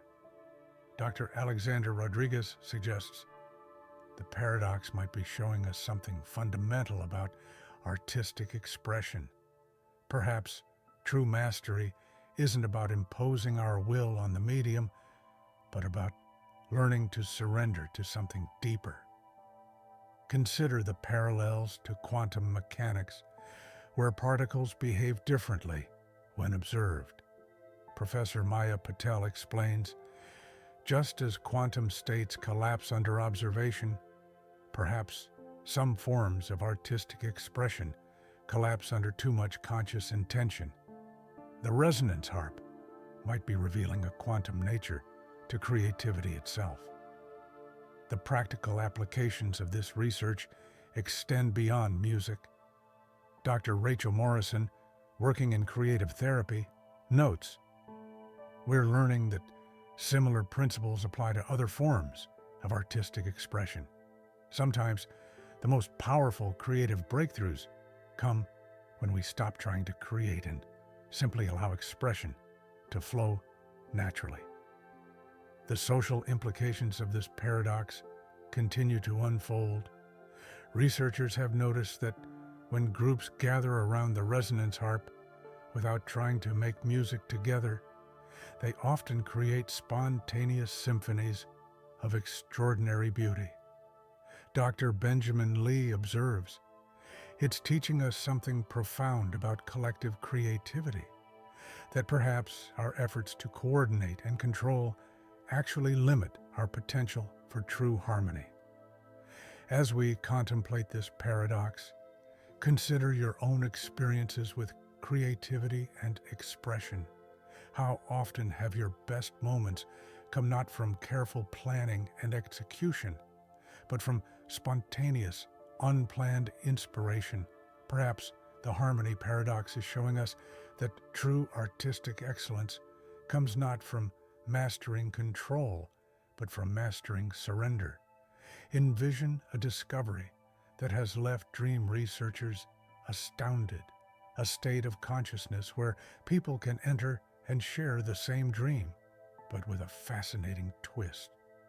The more deliberately they try to control or direct the shared dream experience, the more chaotic and unpredictable it becomes. This is the collective dream paradox, a phenomenon that challenges our understanding of consciousness, shared experience, and the nature of reality itself. At the Sleep Research Institute, Dr. Isabella Martinez pioneered the development of the Dream Sync Chamber, a revolutionary technology that allows multiple dreamers to enter a shared dream space. What we discovered was extraordinary, she explains.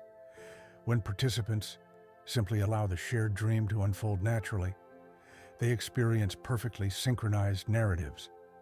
However, the moment anyone tries to consciously guide the dream, it fragments into increasingly bizarre and disconnected realities. The paradox operates through remarkable mechanisms. When dreamers enter the shared space without agenda or intention, their minds naturally synchronize, creating rich, coherent dreamscapes that feel more real than ordinary dreams. But as soon as any participant attempts to impose their will on the dream environment, the shared reality begins to splinter, creating multiple overlapping dimensions that become increasingly difficult to navigate. Professor Michael Chen, a specialist in consciousness studies, describes the phenomenon. It's as if the shared dream space operates on principles completely different from our waking consciousness. The more we try to apply our normal rules of cause and effect, the more the dream reality resists our attempts at control. What makes this paradox particularly fascinating is its implications for our understanding of consciousness and shared experience. Dr. Elena Thompson, a neuroscientist specializing in dream states, notes, "We're discovering that perhaps consciousness itself is more collective than we imagined, but it operates best when we don't try to force it into familiar patterns." The temporal aspects of the paradox reveal even more complexity. Dr. James Morrison explains, "Time flows differently in the shared dream space. When participants allow the experience to unfold naturally, they report perfect temporal synchronization. But attempts to control time within the dream create paradoxical loops and discontinuities that affect all dreamers simultaneously. Perhaps most intriguing are the patterns that emerge when different combinations of dreamers enter the space together.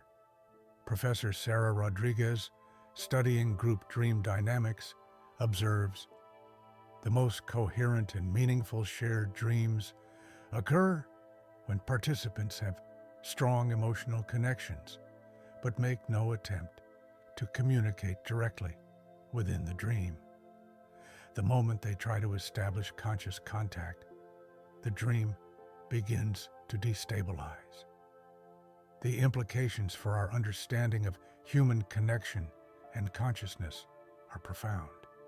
Dr. Alexander Wright suggests, "The paradox might be showing us something fundamental about the nature of shared experience. Perhaps true connection happens not through conscious effort, but through allowing ourselves to exist in a state of natural resonance with others." Consider the parallels to quantum entanglement, where particles remain connected regardless of distance. Professor Maya Patel explains, "Just as quantum particles can exhibit spooky action at a distance, perhaps human consciousness has similar capabilities for connection that operate outside our normal understanding of space and time." The practical applications of this research extend beyond sleep studies.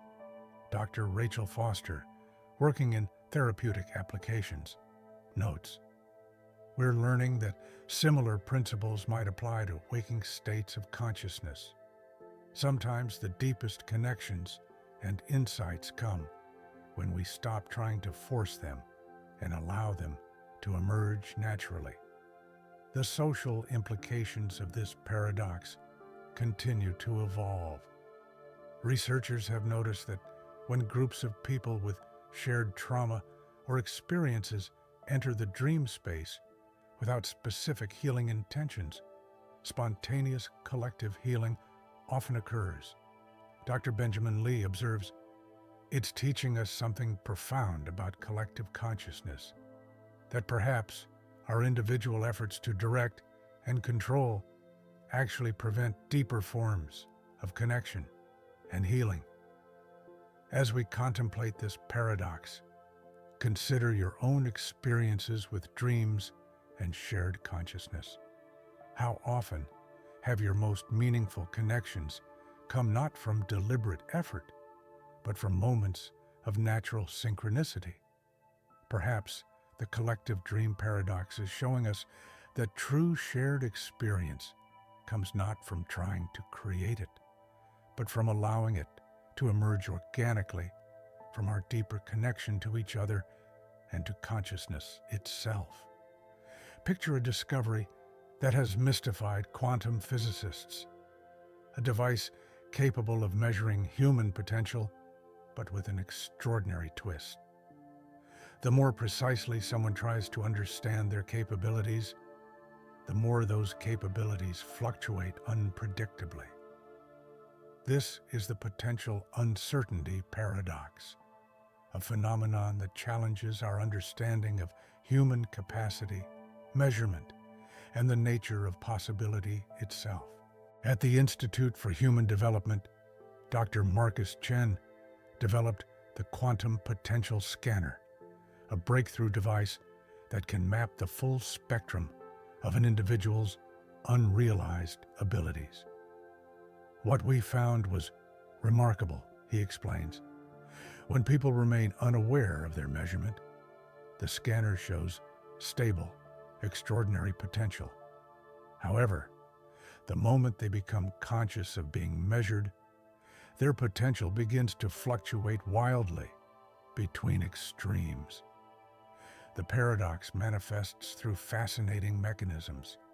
When subjects are distracted or unaware of the scanning process, the device reveals clear, consistent readings of their capabilities.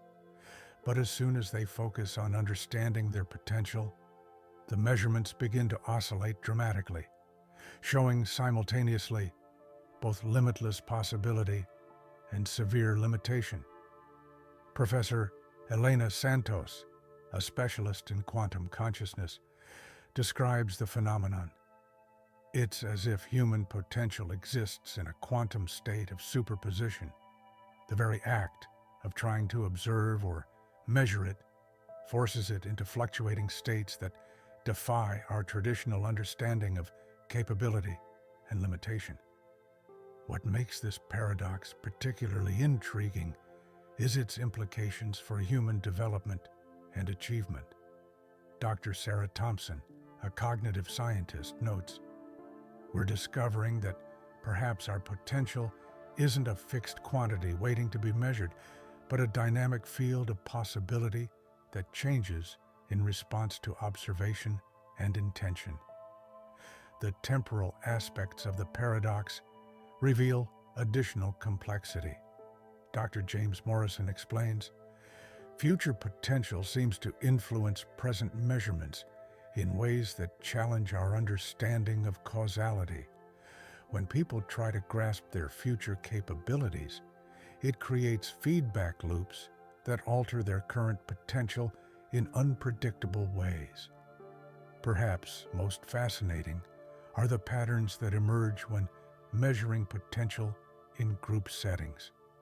Professor Rachel Foster, studying collective potential, observes, when people focus on their individual potential in a group, we see interference patterns that diminish everyone's readings. But when they simply engage in collaborative activities without self-reflection, their collective potential often exceeds the sum of their individual measurements. The implications for education and personal development are profound. Dr. Alexander Wright suggests, the paradox might be showing us something fundamental about human growth. Perhaps our traditional approaches to assessment and development actually limit our true potential by trying to measure and define it too precisely. Consider the parallels to quantum mechanics, where the act of measurement affects the measured particle. Professor Maya Patel explains, just as we cannot simultaneously know a particle's position and momentum with perfect precision, perhaps we cannot simultaneously know and realize our full potential. The very act of trying to understand it changes what's possible.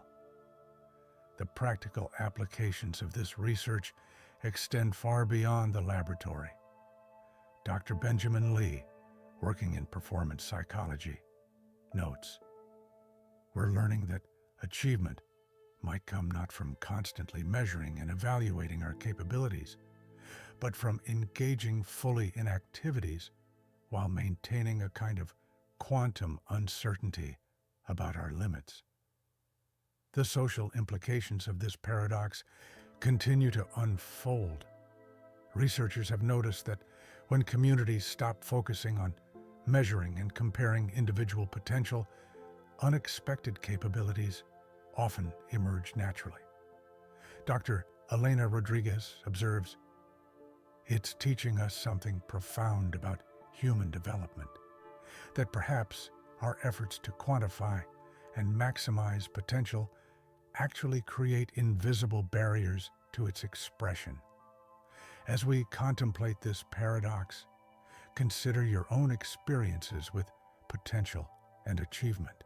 How often have your greatest accomplishments come not from careful measurement and planning, but from moments when you simply engaged fully without questioning your capabilities? Perhaps the potential uncertainty paradox is showing us that true potential isn't something to be measured and defined, but something to be explored and expressed through action rather than analysis. Imagine discovering a peculiar phenomenon where memories can be transformed into tangible objects, but with an extraordinary twist. The more desperately someone tries to materialize a specific memory, the more it transforms into something entirely unexpected. This is the memory materialization paradox, a phenomenon that challenges our understanding of memory, reality, and the nature of consciousness itself. At the Cognitive Manifestation Laboratory, Dr. Elena Foster developed the Memory Crystallizer, a revolutionary device that converts memories into physical forms. What we observed was astonishing, she explains. When people simply reflect on their memories without trying to control the manifestation process, their memories take beautiful, accurate physical form. However, the moment they attempt to deliberately shape the materialization, the resulting objects become increasingly distorted and unpredictable. The paradox operates through fascinating mechanisms. When someone relaxes into a memory without trying to direct its manifestation, the crystallizer produces objects that perfectly capture the essence of their recollection. But as soon as they attempt to control the process, focusing intently on specific details, the materialized forms begin to shift and morph, often incorporating elements from entirely different memories. Professor James Chen, a specialist in memory studies, describes the phenomenon. It's as if memories resist direct manipulation. The harder someone tries to perfectly recreate a memory in physical form, the more the manifestation seems to draw from their subconscious, creating hybrid objects that reflect deeper, often unknown connections in their mind. What makes this paradox particularly intriguing is its implications for our understanding of memory and consciousness. Dr. Sarah Thompson, a neuroscientist, notes, "We're discovering that memories might not be discrete units stored in our brains, but rather dynamic patterns that interact and influence each other in ways we're only beginning to understand." The temporal aspects of the paradox reveal additional complexity. Dr. Michael Morrison explains, when people try to materialize memories in chronological order, the resulting objects often show temporal distortions, combining elements from different time periods. It's as if linear time breaks down in the materialization process. Perhaps most fascinating are the patterns that emerge when multiple people attempt to materialize shared memories simultaneously. Professor Rachel Wright, studying collective memory manifestation, observes, when people try to coordinate their memory materializations, the results become increasingly chaotic. But when they allow their shared memories to manifest naturally, the objects often reveal surprising connections and shared perspectives they weren't consciously aware of. The implications for our understanding of consciousness and reality are profound. Dr. Alexander Santos suggests the paradox might be showing us something fundamental about the nature of memory itself. Perhaps our memories are more like quantum states, existing in multiple potential forms until we try to fix them in reality. Consider the parallels to quantum mechanics, where the act of observation affects the observed phenomenon. Professor Maya Patel explains, just as quantum particles exist in multiple states until measured, perhaps memories exist in multiple potential forms until we try to materialize them. The practical applications of this research extend beyond memory studies. Dr. Benjamin Lee, working in therapeutic applications, notes, "We're learning that allowing memories to manifest naturally without trying to control their expression often leads to more meaningful insights and healing than deliberate attempts at memory reconstruction." The social implications of this paradox continue to unfold. Researchers have noticed that when communities share memory materialization experiences without trying to coordinate them, the resulting objects often tell rich, interconnected stories about their collective experience. Dr. Elena Rodriguez observes, "It's teaching us something profound about shared memory and collective consciousness, that perhaps our individual efforts to control and define our memories actually limit their deeper meaning and connection." As we contemplate this paradox, consider your own relationship with memories. How often have your clearest recollections come not from deliberate effort, but from moments when memories surface naturally? Perhaps the memory materialization paradox is showing us that true memory isn't something to be grasped and controlled, but something to be allowed to emerge and transform in its own way. Envision a remarkable invention that allows people to see their alternate life paths, but with an intriguing twist. The more intensely someone tries to understand the specific choices that led to different outcomes, the more those alternate realities begin to blur and merge. This is the path convergence paradox, a phenomenon that challenges our understanding of choice, destiny, and the nature of possibility itself. At the Quantum Decision Institute, Dr. Marcus Thompson developed the Timeline Viewer, a groundbreaking device that reveals the branching paths of individual lives. "What we discovered was extraordinary," he explains. "When people casually observe their alternate timelines without analyzing them, they see clear, distinct paths. However, the moment they try to pinpoint exact decision points or understand precise causality, the timelines begin to overlap and intermingle in impossible ways." The paradox manifests through fascinating mechanics.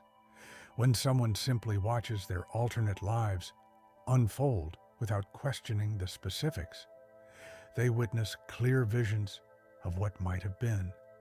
But as soon as they attempt to trace the exact sequence of choices that led to different outcomes, the timelines start to weave together, creating hybrid realities that seem to exist simultaneously.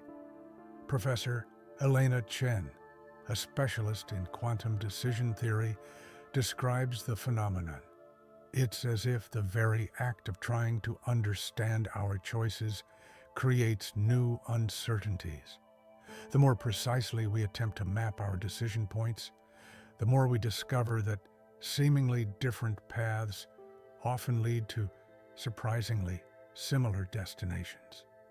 What makes this paradox particularly intriguing is its implications for free will and determinism. Dr. James Foster, a consciousness researcher, notes, "We're finding that the relationship between choice and outcome might be far more complex than we imagined. Sometimes vastly different decisions lead to remarkably similar lives, while seemingly minor choices create profound divergences. The temporal aspects of the paradox reveal additional complexity. Dr. Sarah Morrison explains, time itself seems to behave differently when we examine alternate paths too closely. We've observed cases where future choices appear to influence past decisions, creating causal loops that defy our linear understanding of time. Perhaps most fascinating are the patterns that emerge when people view the alternate paths of others whose lives intersect with their own. Professor Rachel Santos, studying interpersonal timeline dynamics, observes, when people try to understand how their choices affected others, the timelines become even more intricate. We see complex webs of interaction where individual decisions create ripple effects through multiple realities. The implications for our understanding of fate and free will are profound. Dr. Alexander Wright suggests the paradox might be showing us that the distinction between choice and destiny isn't as clear as we thought. Perhaps our lives are shaped by both our decisions and some deeper pattern that emerges regardless of our specific choices. Consider the parallels to quantum mechanics, where particles can exist in multiple states simultaneously. Professor Maya Patel explains, just as quantum particles demonstrate superposition until observed, perhaps our life paths exist in multiple states until we try to examine them too closely.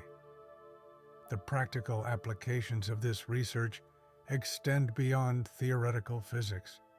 Dr. Benjamin Lee, working in decision therapy, notes, we're learning that obsessing over past choices might be less productive than we thought. Sometimes, the best approach is to acknowledge the mystery of how our paths unfold. The social implications of this paradox continue to unfold. Researchers have noticed that when groups of people view their interconnected timelines without trying to analyze them, they often discover profound patterns of connection that transcend individual choices. Dr. Elena Rodriguez observes, it's teaching us something fundamental about human connection, that perhaps our individual choices are part of a larger tapestry that we can't fully understand through analysis alone. As we contemplate this paradox, consider your own relationship with choice and possibility. How often have your most significant life changes come not from careful planning, but from embracing uncertainty? Perhaps the path convergence paradox is showing us that the true nature of choice lies not in understanding every possibility, but in accepting the mysterious way our paths weave together to create the fabric of our lives. Imagine discovering a phenomenon where human emotions become visible as colored auras, but with an extraordinary twist. The more someone tries to understand or control their emotional display, the more unpredictably their aura shifts and changes. This is the emotional spectrum paradox, a phenomenon that challenges our understanding of feelings, self-awareness, and the nature of human expression. At the Institute of Quantum Biology, Dr. Elena Foster discovered this remarkable ability while studying cellular communication patterns. What we found was extraordinary, she explains. When people remain unaware of their cellular activity, their cells demonstrate perfect synchronization across vast distances. However, the moment they attempt to consciously direct this communication, the synchronization breaks down into patterns of increasing complexity. The paradox manifests through intriguing mechanisms. When subjects are distracted or asleep, their cells exhibit flawless coordination with cells from other people, regardless of physical separation. But as soon as someone becomes aware of this connection and tries to enhance it, their cellular activity begins to show signs of interference and disconnection. Professor James Chen, a specialist in quantum cellular biology, describes the phenomenon. It's as if our cells possess their own form of intelligence that operates best when unrestricted by conscious intention. The more we try to control or understand this communication, the more it eludes our grasp. What makes this paradox particularly fascinating is its implications for our understanding of human connection. Dr. Sarah Thompson, a consciousness researcher, notes, "We're discovering that perhaps the deepest forms of connection operate at levels far below conscious awareness, and our attempts to manage these connections might actually disrupt their natural harmony." The temporal aspects of the paradox reveal additional complexity. Dr. Michael Morrison explains, "Time itself seems to behave differently at the cellular level. When people aren't trying to control the communication, their cells appear to exchange information instantaneously, regardless of distance. But conscious attempts to facilitate this exchange introduce delays and distortions. Perhaps most intriguing are the patterns that emerge when groups of people are studied together. Professor Rachel Wright, studying collective cellular behavior, observes, when people gather without trying to create connection, their cells often establish complex networks of communication. But if they actively try to build these networks, the connections become unstable and erratic. The implications for our understanding of human health and healing are profound.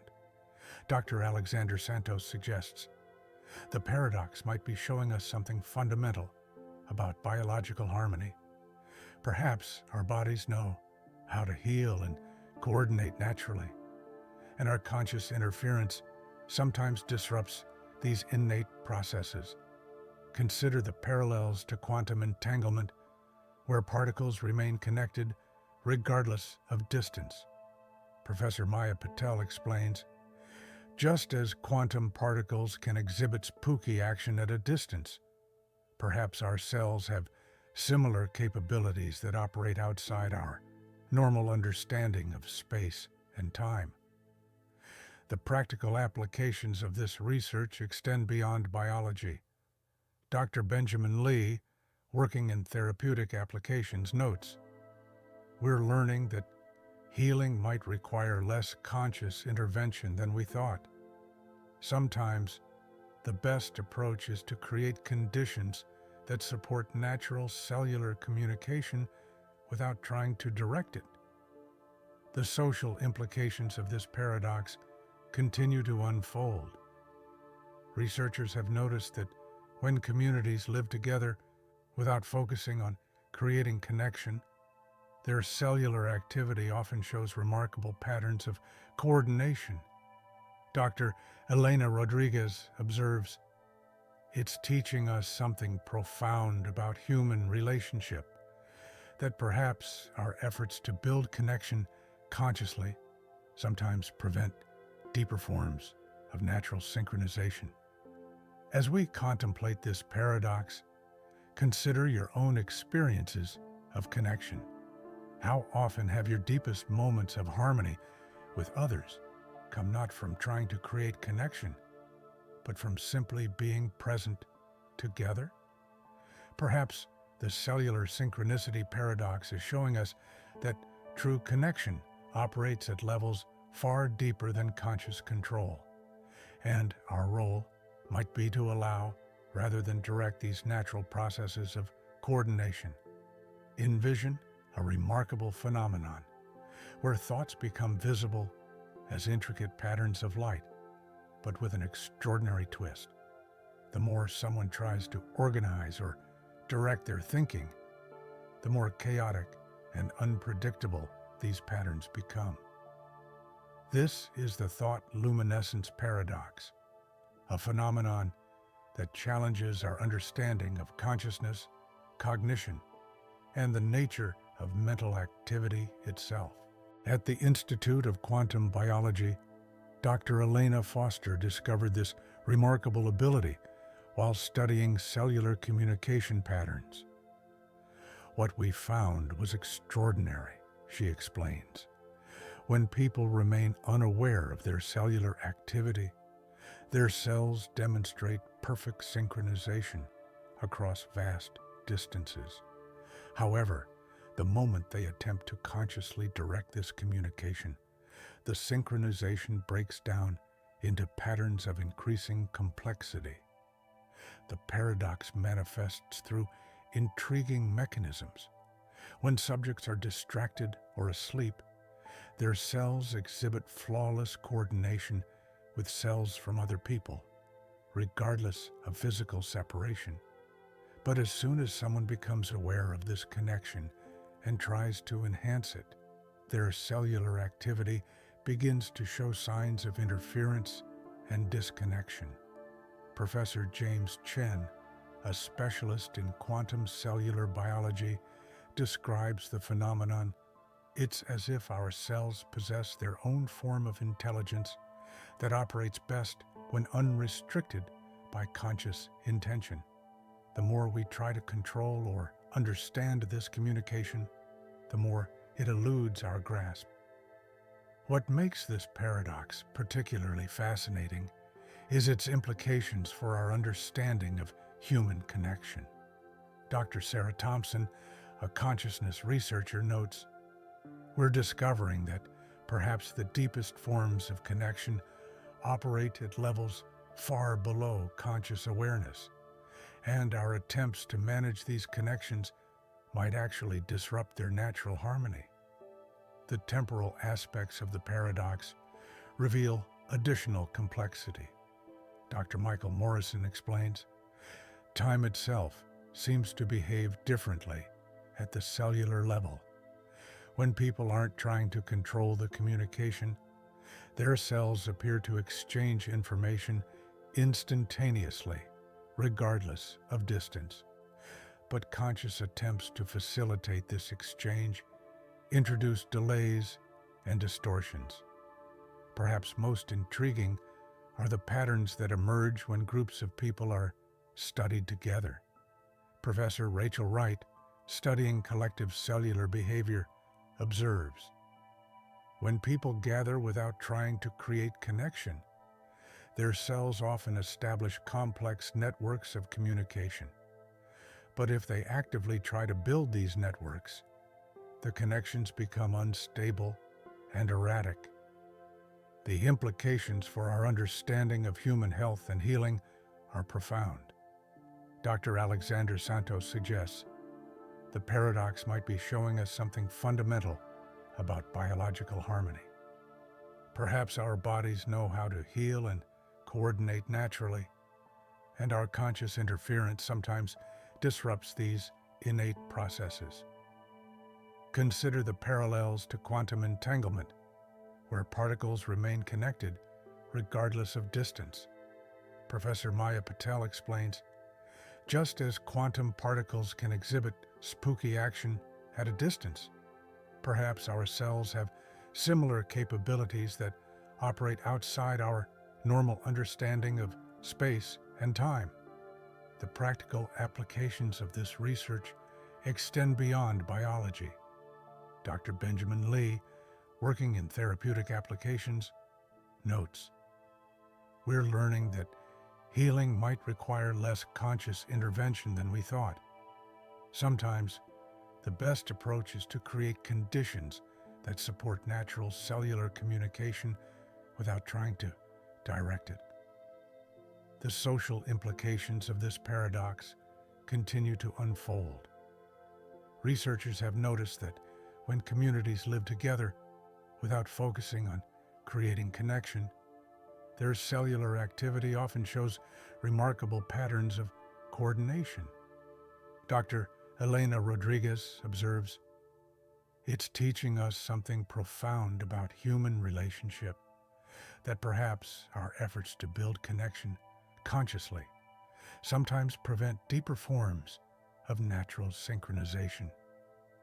As we contemplate this paradox, consider your own experiences of connection. How often have your deepest moments of harmony with others come not from trying to create connection, but from simply being present together?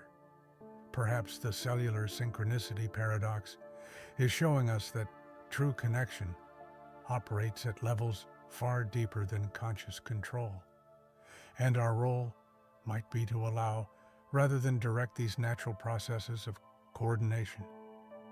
Envision a remarkable phenomenon where thoughts become visible as intricate patterns of light, but with an extraordinary twist. The more someone tries to organize or direct their thinking, the more chaotic and unpredictable these patterns become.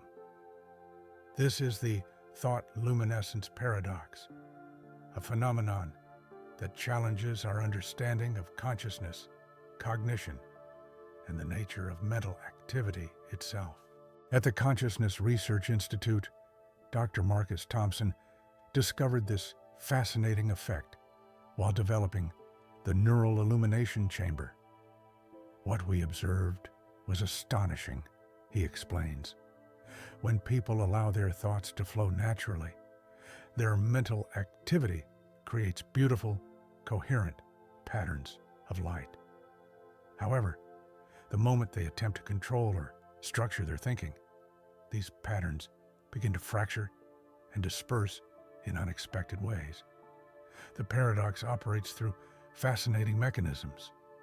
When someone sits in the chamber without trying to direct their thoughts, their mental activity manifests as synchronized waves of light that dance and flow in harmony.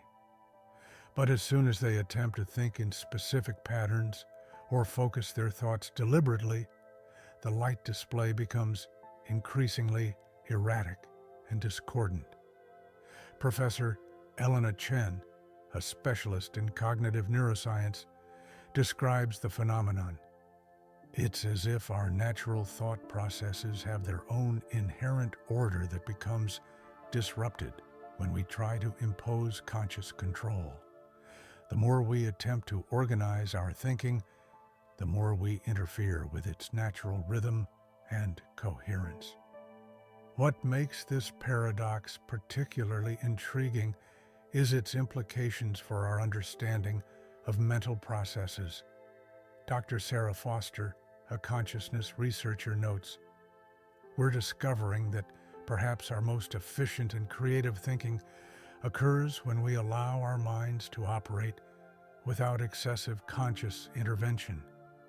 The temporal aspects of the paradox reveal additional complexity. Dr. James Morrison explains, "Time seems to flow differently in relation to thought patterns. When people think naturally, their thought light patterns show remarkable temporal coherence, but attempts to control thinking create temporal distortions in the light display. Perhaps most fascinating are the patterns that emerge when multiple people experience the chamber simultaneously. Professor Rachel Santos, studying collective thought patterns, observes, when people allow their thoughts to flow freely in each other's presence, their light patterns often synchronize in beautiful and unexpected ways, but attempts to consciously coordinate thinking create interference patterns that disrupt this natural harmony. The implications for our understanding of consciousness and creativity are profound. Dr. Alexander Wright suggests the paradox might be showing us something fundamental about how our minds work. Perhaps our best thinking happens not when we try to direct it, but when we allow our natural cognitive processes to unfold organically. Consider the parallels to quantum mechanics, where the act of observation affects the observed phenomenon.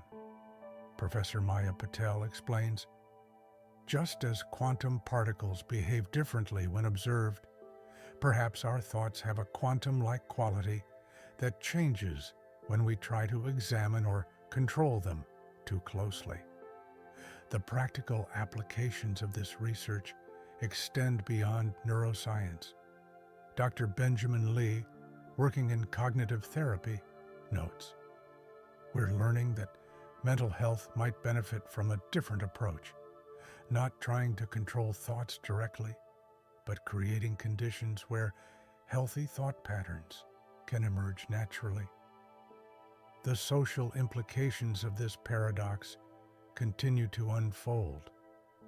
Researchers have noticed that when groups engage in collective activities without trying to control their thinking, their thought-light patterns often show remarkable coordination.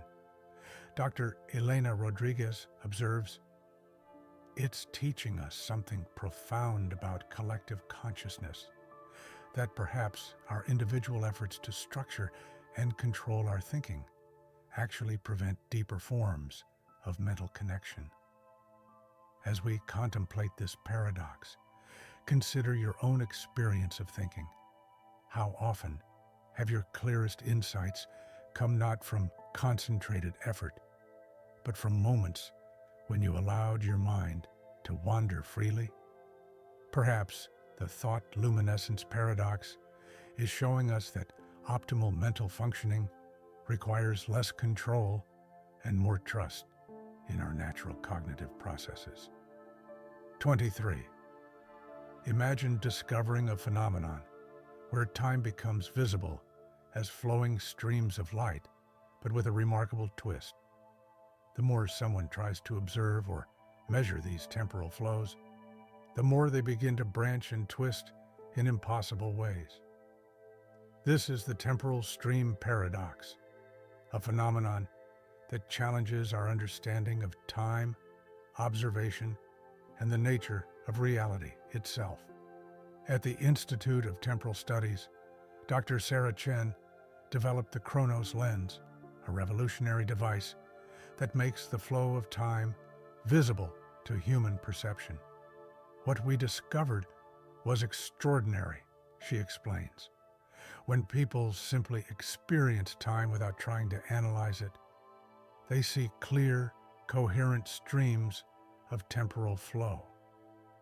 However, the moment they attempt to study or measure these streams, they begin to fragment and interweave in ways that defy our understanding of causality." The paradox manifests through fascinating mechanisms. When someone views time through the Chronos lens without intention to study it, they observe smooth, continuous flows of temporal energy. But as soon as they attempt to track specific moments or measure the rate of flow, the streams begin to split, merge, and create complex patterns that suggest multiple timelines existing simultaneously. Professor James Morrison, a specialist in quantum temporality, describes the phenomenon. "It's as if time itself resists direct observation. The harder we try to pin down its exact nature, the more it reveals its fundamentally fluid and interconnected character. What we think of as linear time might be just one perspective on a much more complex reality." What makes this paradox particularly intriguing is its implications for our understanding of causality and free will. Dr. Elena Thompson, a consciousness researcher, notes, "We're discovering that perhaps time isn't the rigid, forward-moving arrow we've always assumed it to be. The temporal streams suggest a more dynamic and interactive relationship between past, present, and future. The observational aspects of the paradox reveal additional complexity." Dr. Michael Foster explains, "When people try to measure the exact rate of temporal flow, they create interference patterns that affect not just their observation, but the actual behavior of time itself. It's as if the act of measurement introduces new variables into the temporal equation. Perhaps most fascinating are the patterns that emerge when multiple people observe the temporal streams simultaneously. Professor Rachel Wright, studying collective temporal perception, observes, when people view time together without trying to analyze it, they often experience synchronized temporal awareness. But attempts to coordinate their observations lead to increasingly complex temporal distortions. The implications for our understanding of reality and consciousness are profound. Dr. Alexander Santos suggests the paradox might be showing us something fundamental about the nature of time itself. Perhaps what we experience as linear time is just the surface of a much deeper temporal reality that becomes visible when we stop trying to force it into our conventional understanding. Consider the parallels to quantum mechanics, where the act of observation affects the observed phenomenon. Professor Maya Patel explains, just as quantum particles exist in multiple states until observed, perhaps time itself exists in multiple potential states until we try to measure and define it. The practical applications of this research extend beyond physics. Dr. Benjamin Lee, working in temporal psychology, notes, we're learning that our relationship with time might benefit from a different approach, not trying to control or measure it precisely, but developing a more fluid and intuitive understanding of temporal flow. The social implications of this paradox continue to unfold. Researchers have noticed that when groups experience time together without trying to analyze it, they often report profound experiences of temporal harmony. Dr. Elena Rodriguez observes, it's teaching us something profound about collective temporal experience, that perhaps our individual efforts to measure and control time actually prevent us from experiencing its deeper nature. As we contemplate this paradox, consider your own relationship with time. How often have your most meaningful temporal experiences come not from careful measurement, but from moments when you simply allowed yourself to flow with time's natural rhythm? Perhaps the temporal stream paradox is showing us that true temporal understanding comes not from observation and measurement, but from learning to move in harmony with time's inherent fluidity. Envision a discovery that has left physicists astounded, a space where probability itself becomes visible as shimmering waves of possibility, but with an extraordinary twist. The more precisely someone tries to calculate these probabilities, the more they transform into impossibilities. This is the probability wave paradox, a phenomenon that challenges our understanding of chance, certainty, and the nature of possibility itself. At the Quantum Probability Institute, Dr. Elena Foster developed the Probability Visualizer, a groundbreaking device that reveals the waves of possibility surrounding every event. What we observed was remarkable, she explains. When people simply observe these probability waves without trying to measure them, they show clear patterns of potential outcomes. However, the moment someone attempts to calculate exact probabilities, the waves begin to behave in ways that defy mathematical logic. The paradox operates through fascinating mechanisms. When someone views probability waves without trying to analyze them, they see beautiful, flowing patterns that suggest all possible futures. But as soon as they attempt to determine the precise likelihood of any specific outcome, the waves begin to twist and fold in ways that create seemingly impossible results. Professor James Chen, a specialist in quantum probability, describes the phenomenon. It's as if probability itself resists precise measurement. The harder we try to pin down exact chances, the more the underlying reality shows us that our traditional understanding of probability is deeply limited. What makes this paradox particularly intriguing is its implications for our understanding of causality and choice. Dr. Sarah Thompson, a consciousness researcher, notes, "We're discovering that perhaps probability isn't just about mathematical chances, but about the fundamental nature of possibility itself. The waves suggest a reality where multiple futures exist simultaneously until we try to measure them. The temporal aspects of the paradox reveal additional complexity." Dr. Michael Morrison explains, when people try to calculate future probabilities, they create interference patterns that affect not just future possibilities, but past probabilities as well. It's as if all moments are probabilistically connected in ways we're only beginning to understand. Perhaps most fascinating are the patterns that emerge when multiple people observe probability waves together. Professor Rachel Wright, studying collective probability perception, observes, when people view possibilities without trying to calculate them, they often experience shared insights about potential futures, but attempts to agree on exact probabilities lead to increasingly paradoxical outcomes. The implications for our understanding of reality and free will are profound. Dr. Alexander Santos suggests the paradox might be showing us something fundamental about the nature of choice and possibility. Perhaps what we think of as probability is actually a much more dynamic and interactive aspect of reality. Consider the parallels to quantum mechanics, where the act of measurement affects the measured system. Professor Maya Patel explains, just as quantum particles exist in superposition until observed, perhaps probability itself exists in a kind of super-probabilistic state until we try to measure it. The practical applications of this research extend beyond physics.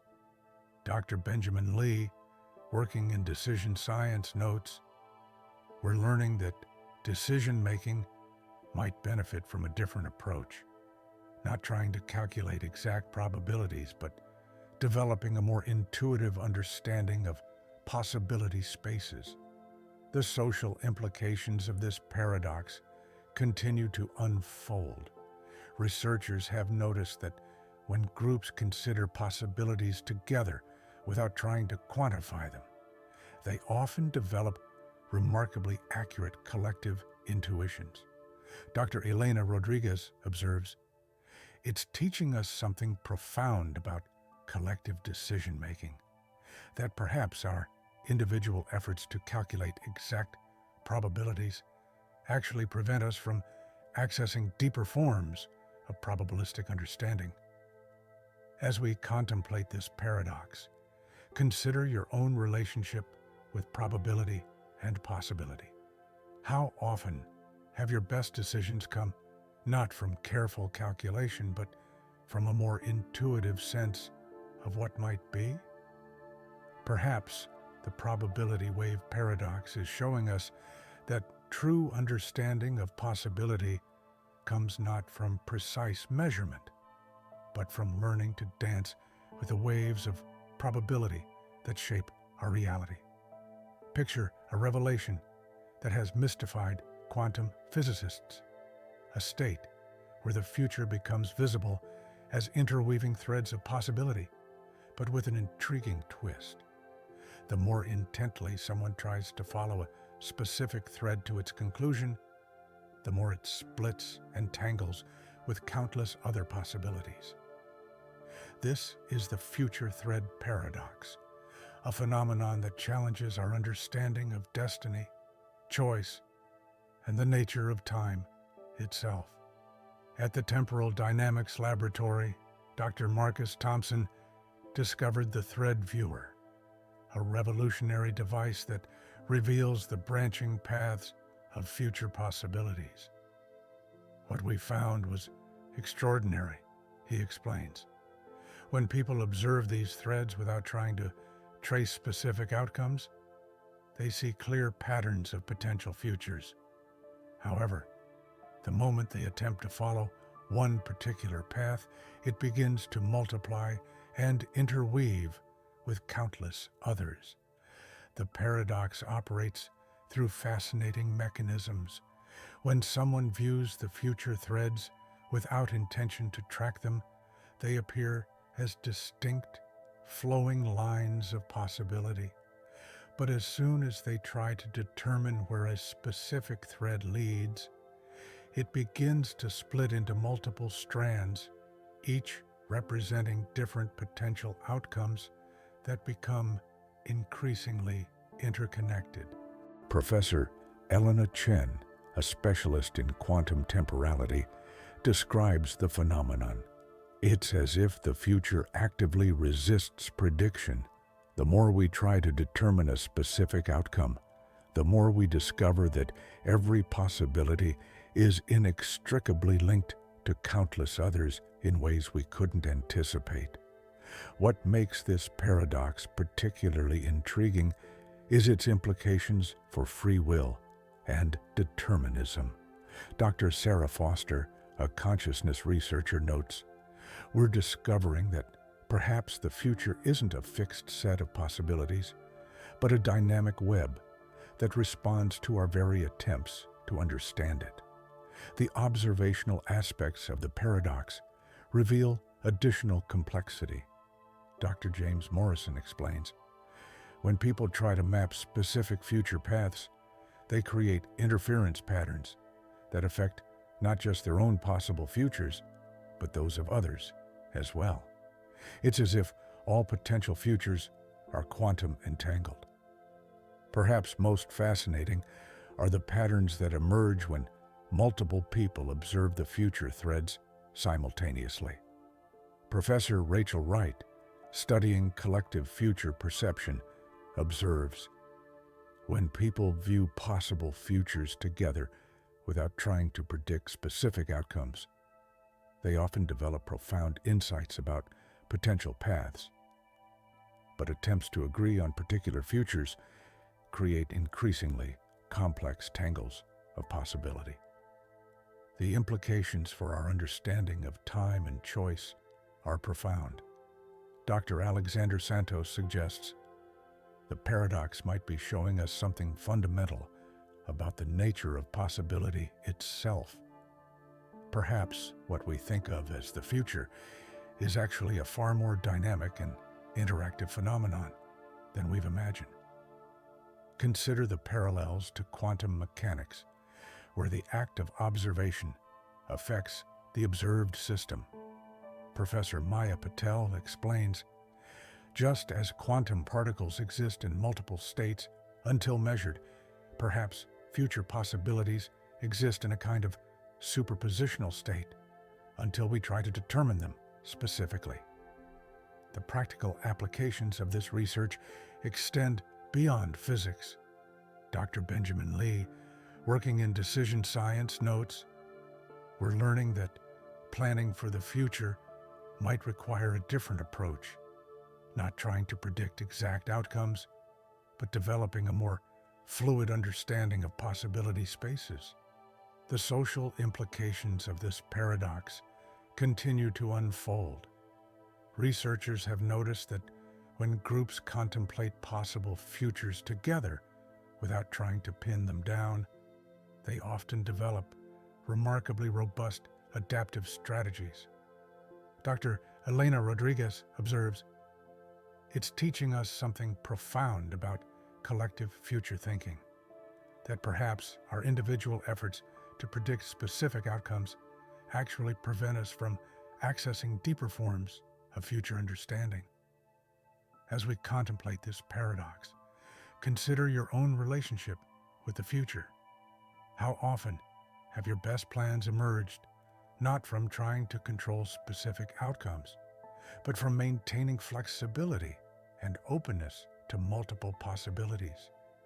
Perhaps The future thread paradox is showing us that true wisdom about the future comes not from prediction, but from learning to dance with the infinite possibilities that shape our tomorrow. Imagine discovering a phenomenon where human consciousness can be seen as interweaving patterns of light, but with a fascinating twist. The more someone tries to understand their own consciousness, the more complex and unfathomable these patterns become. This is the consciousness weave paradox, a phenomenon that challenges our understanding of awareness, self-reflection, and the nature of mind itself. At the Institute of Consciousness Studies, Dr. Elena Foster developed the Consciousness Mirror, a groundbreaking device that reveals the intricate patterns of human awareness. What we observed was remarkable, she explains. When people simply exist without analyzing their own consciousness, the patterns appear clear and harmonious. However, the moment they attempt to examine their own awareness, the patterns begin to multiply and complexify in ways that defy comprehension. The paradox manifests through fascinating mechanisms. When someone experiences consciousness naturally, without self-reflection, their awareness patterns show beautiful, coherent structures. But as soon as they try to observe or understand these patterns, they begin to generate new layers of complexity that include the very act of observation itself. Professor James Chen, a specialist in cognitive science, describes the phenomenon. It's as if consciousness contains an infinite recursive property. Each attempt to observe it creates new patterns of awareness that must themselves be observed, leading to an endless cascade of increasing complexity. What makes this paradox particularly intriguing is its implications for self-awareness and understanding. Dr. Sarah Thompson, a consciousness researcher, notes, "We're discovering that perhaps consciousness isn't something that can be directly observed or understood through conventional means. The very act of trying to understand it transforms it into something even more mysterious." The temporal aspects of the paradox reveal additional complexity. Dr. Michael Morrison explains, "Time itself seems to behave differently within consciousness patterns. When people try to track their own awareness, they create temporal loops where the act of observation affects both past and future states of consciousness. Perhaps most fascinating are the patterns that emerge when multiple people observe each other's consciousness patterns. Professor Rachel Wright, studying collective consciousness, observes, when people interact without trying to analyze their awareness, their consciousness patterns often show beautiful synchronization. But attempts to deliberately study these interactions create interference patterns that obscure the very phenomena we're trying to understand. The implications for our understanding of mind and awareness are profound. Dr. Alexander Santos suggests the paradox might be showing us something fundamental about the nature of consciousness itself. Perhaps what we think of as self-awareness is actually a far more dynamic and mysterious process than we've imagined. Consider the parallels to quantum mechanics, where the act of observation affects the observed system, Professor Maya Patel explains. Just as quantum particles exist in multiple states until measured, perhaps consciousness exists in a kind of superpositional state until we try to examine it directly.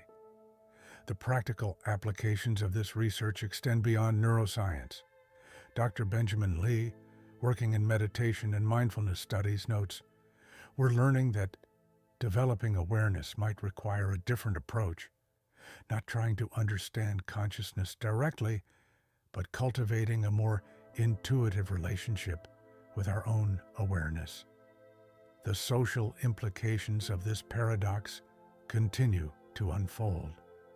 Researchers have noticed that when groups interact without trying to analyze their consciousness, they often develop remarkable forms of collective awareness. Dr. Elena Rodriguez observes, "It's teaching us something profound about shared consciousness, that perhaps our individual efforts to understand our own awareness actually prevent us from accessing deeper forms of collective consciousness." As we contemplate this paradox, consider your own experience of awareness. How often have your moments of clearest consciousness come not from trying to understand your mind, but from simply being present in the experience? Perhaps the consciousness weave paradox is showing us that true self-understanding comes not from analysis, but from learning to dance with the mystery of our own awareness. Envisioned a discovery that has left quantum biologists baffled, a field where human intentions become visible as rippling waves of energy, but with an extraordinary twist. The more deliberately someone tries to project their intentions, the more these waves scatter and transform in unexpected ways. This is the intention field paradox, a phenomenon that challenges our understanding of will, causality, and the nature of human influence. At the Quantum Intent Laboratory, Dr. Marcus Chen developed the Intention Visualizer, a revolutionary device that reveals the energy patterns of human will. What we observed was astonishing, he explains. When people act naturally without focusing on their intentions, they create clear, powerful waves of influence. However, the moment they try to consciously direct these waves, they begin to fragment and behave in ways that contradict their intended effects. The paradox operates through fascinating mechanisms. When someone allows their intentions to flow naturally without conscious direction, their energy patterns show remarkable coherence and effectiveness. But as soon as they attempt to control or strengthen these patterns, the waves begin to interfere with themselves, creating complex cancellation patterns. Professor Elena Foster, a specialist in quantum consciousness, describes the phenomenon. It's as if intention itself resists direct manipulation.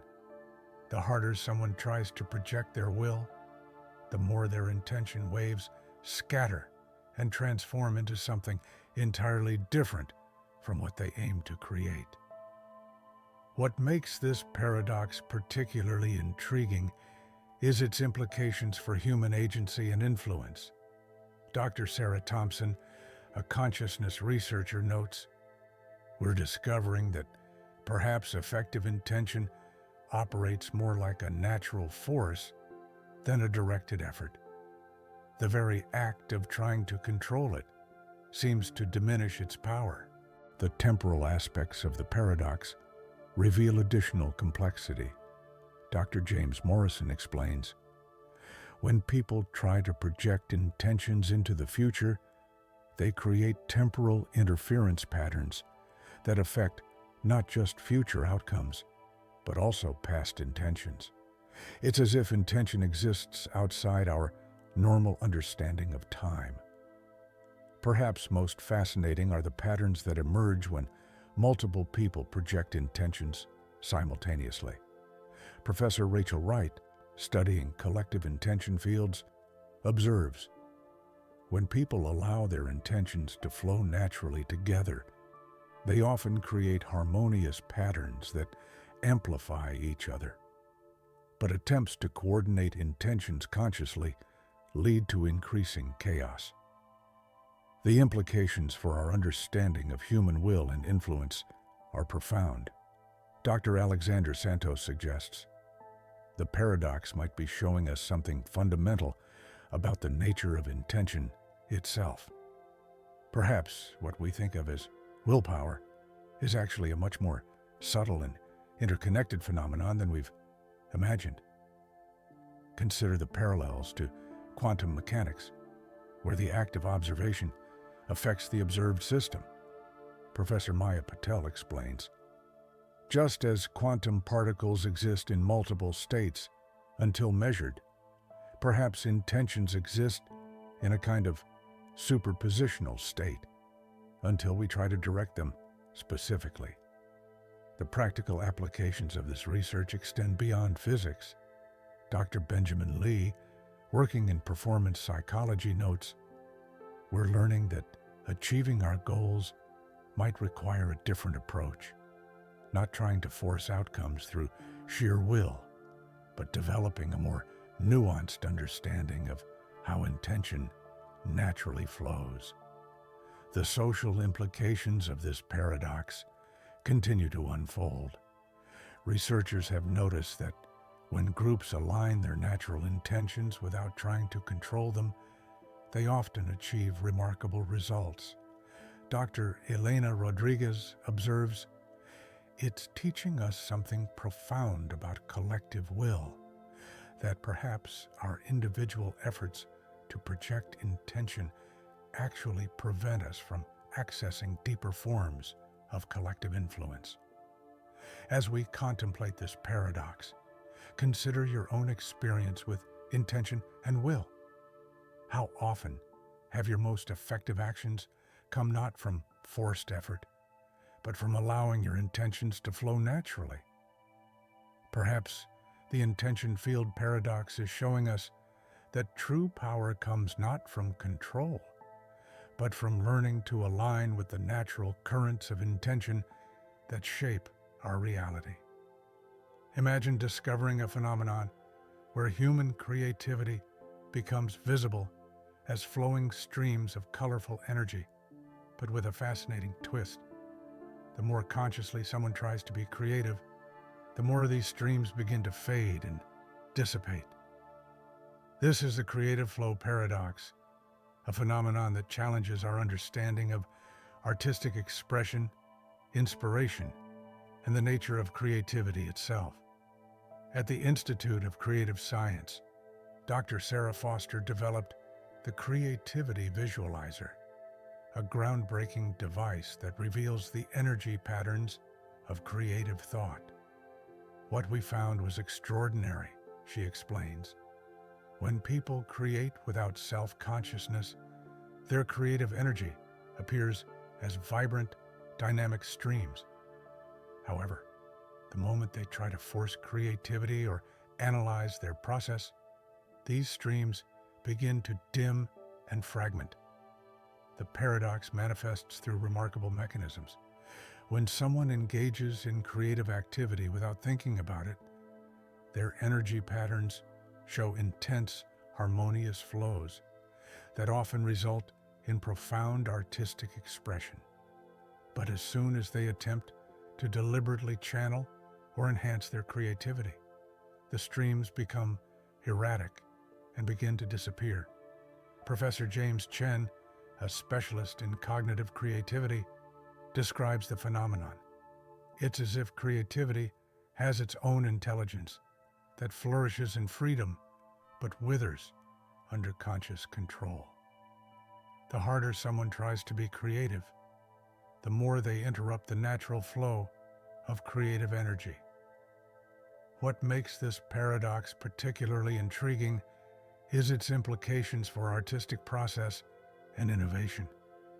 Dr. Elena Thompson, a consciousness researcher, notes, we're discovering that perhaps creativity isn't something we do, but something that flows through us when we get out of our own way. The temporal aspects of the paradox reveal additional complexity. Dr. Michael Morrison explains, creative energy seems to exist outside normal time constraints. When people create freely, their energy patterns show connections to both past and future inspirations. But attempts to control this temporal flow lead to creative blockages. Perhaps most fascinating are the patterns that emerge when multiple people create together. Professor Rachel Wright, studying collective creativity, observes, when people collaborate without trying to force creativity, their energy streams often interweave in beautiful and unexpected ways. But conscious attempts to coordinate creative efforts usually result in diminished flow for everyone involved. The implications for our understanding of artistic expression and innovation are profound. Dr. Alexander Santos suggests the paradox might be showing us something fundamental about the nature of creativity itself. Perhaps what we think of as creative genius is actually about becoming a better conduit for creative energy rather than trying to generate it ourselves.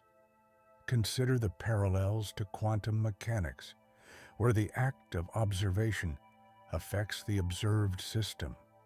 Professor Maya Patel explains, just as quantum particles exist in multiple states until measured, perhaps creative potential exists in a similar state until we try to force it into specific forms.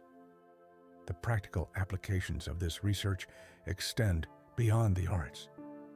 Dr. Benjamin Lee, working in creative therapy, notes, we're learning that fostering creativity might require a different approach, not trying to make it happen, but creating conditions where it can flow naturally. The social implications of this paradox continue to unfold. Researchers have noticed that when groups engage in creative activities without pressure or judgment, they often produce remarkable collaborative works.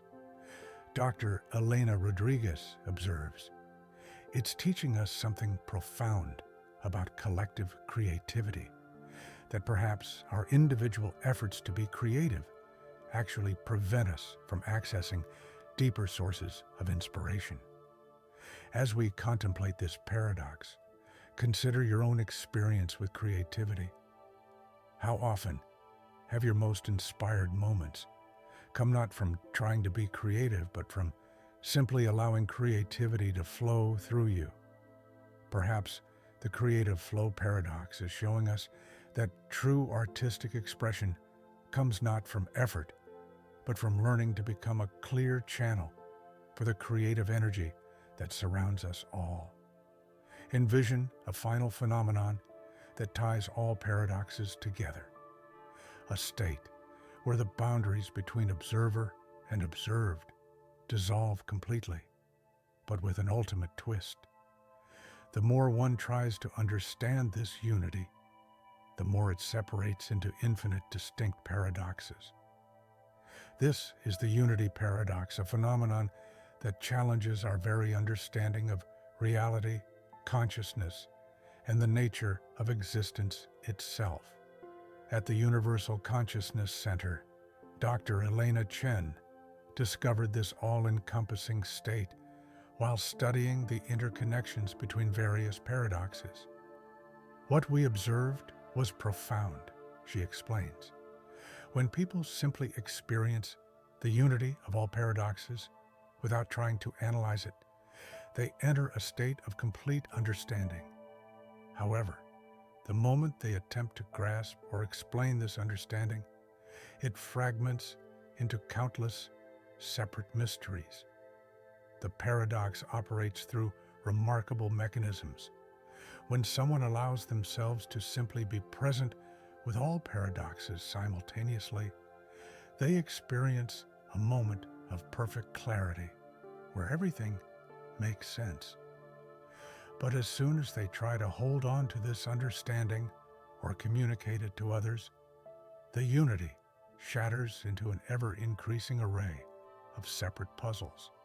Professor James Morrison, a specialist in unified field theory, describes the phenomenon. It's as if all paradoxes are actually different perspectives on a single fundamental truth. Yet this truth can only be experienced, never explained or analyzed, because the very act of analysis creates new paradoxes. What makes this final paradox particularly intriguing is its implications for human understanding. Dr. Sarah Thompson, a consciousness researcher, notes, "We're discovering that perhaps true understanding isn't about resolving paradoxes, but about learning to exist comfortably within them." The temporal aspects of the paradox reveal ultimate complexity. Dr. Michael Foster explains, "In the state of unity, all paradoxes exist simultaneously in past, present, and future. But attempts to map this temporal unity create new temporal paradoxes that further fragment our understanding. Perhaps most fascinating are the patterns that emerge when multiple people experience the unity state together." Professor Rachel Wright, studying collective consciousness, observes, "When people share this experience without trying to explain it, they often achieve profound mutual understanding. But attempts to discuss or analyze this shared experience immediately break the unity." The implications for our understanding of existence itself are profound. Dr. Alexander Santos suggests the unity paradox might be showing us something fundamental about the nature of reality itself. Perhaps what we perceive as separate paradoxes are actually just different facets of a single, ineffable truth. Consider how this final paradox encompasses all others we've explored. Professor Maya Patel explains, "Just as each individual paradox reveals something about the nature of reality, their unity reveals something even more fundamental, that perhaps the greatest truth is the one that cannot be spoken." As we complete our journey through these paradoxes, consider your own experience of understanding. How often have your moments of deepest insight come not from analysis and explanation, but from simple, direct experience? Perhaps the unity paradox is showing us that true wisdom lies not in resolving life's mysteries, but in learning to dance with them all at once. This final paradox reminds us that sometimes the greatest understanding comes not from trying to understand, but from allowing ourselves to be embraced by the beautiful mystery of existence itself. As we close this exploration of life's deepest paradoxes, remember that perhaps the most profound truth is that some truths can only be experienced, never explained. And so, our journey through these paradoxes ends where it began, with the recognition that in seeking to understand the mysteries of existence, we become part of those very mysteries ourselves. The ultimate paradox may be that only by accepting the limits of our understanding can we begin to truly understand at all. Imagine a moment where all paradoxes we've explored converge into a single point of understanding, yet in that very moment of convergence, they expand into infinite new mysteries. This is the eternal mystery paradox, a final reflection that brings us full circle in our journey through the nature of existence itself. As we've traveled through these interconnected paradoxes, from the crocodile's impossible promise to the unity of all understanding, we've discovered something profound about the nature of reality. Each paradox has shown us that the deepest truths often lie not in resolution, but in the embrace of mystery itself. Dr. Marcus Chen, reflecting on all these discoveries at the Institute of Paradoxical Studies, notes, "What's remarkable is how each paradox, while seemingly distinct, points to a common truth, that our attempts to fully grasp reality often create the very puzzles that elude our understanding. It's as if the universe has built into itself a kind of cosmic humor, where the joke is that we're part of the punchline. The beauty of this final reflection lies in its gentle reminder that perhaps we're not meant to solve every mystery. Like trying to catch your own reflection sleeping, some truths can only be glimpsed when we stop trying to grasp them directly. The very act of seeking complete understanding creates new depths to explore. Professor Elena Foster, studying the interconnections between all these paradoxes, observes, "It's fascinating how each attempt to resolve one paradox leads us naturally to another. It's like following a Mobius strip. Just when we think we've reached the end, we find ourselves at a new beginning." Consider how each paradox we've explored, from memory to consciousness, from time to creativity, from potential to unity, has revealed different facets of the same underlying mystery. Like facets of a cosmic diamond, each offers a unique perspective on the ineffable nature of existence itself. As you drift toward sleep, let these paradoxes wash over you, not as puzzles to be solved, but as gentle reminders of the beautiful mystery that surrounds us. Perhaps the greatest wisdom lies not in answering all questions, but in learning to rest peacefully in the questions themselves. Dr. Sarah Thompson, concluding decades of paradox research, suggests, maybe the real gift of these paradoxes isn't the challenge they present to our understanding, but the invitation they offer to embrace a larger view of reality, one that includes both knowing and not knowing, both certainty and mystery. As our exploration comes to a close, remember that each paradox we've encountered is like a star in the night sky, beautiful both in its individual mystery and in its connection to all other stars. Together, they form a constellation of wonder that guides us not to final answers, but to ever deeper questions. And perhaps that's the most beautiful paradox of all, that in exploring these mysteries together, we've discovered that the joy lies not in reaching a destination, but in the endless journey of discovery itself. As you drift into sleep, let these paradoxes be not puzzles that disturb your rest, but lullabies that celebrate the infinite mystery of existence. For in the end, every paradox we've explored is an invitation to wonder, to question, and to embrace the beautiful mystery that makes life itself such an extraordinary adventure. Sleep well, knowing that some questions are meant not to be answered, but to be dreamed about. Would you like me to do a final review of how all these parts connect together into a complete narrative journey? Up next, you've got two more standout theory right on your screen. If this one hit the mark, you won't want to pass these up. Just click and check them out.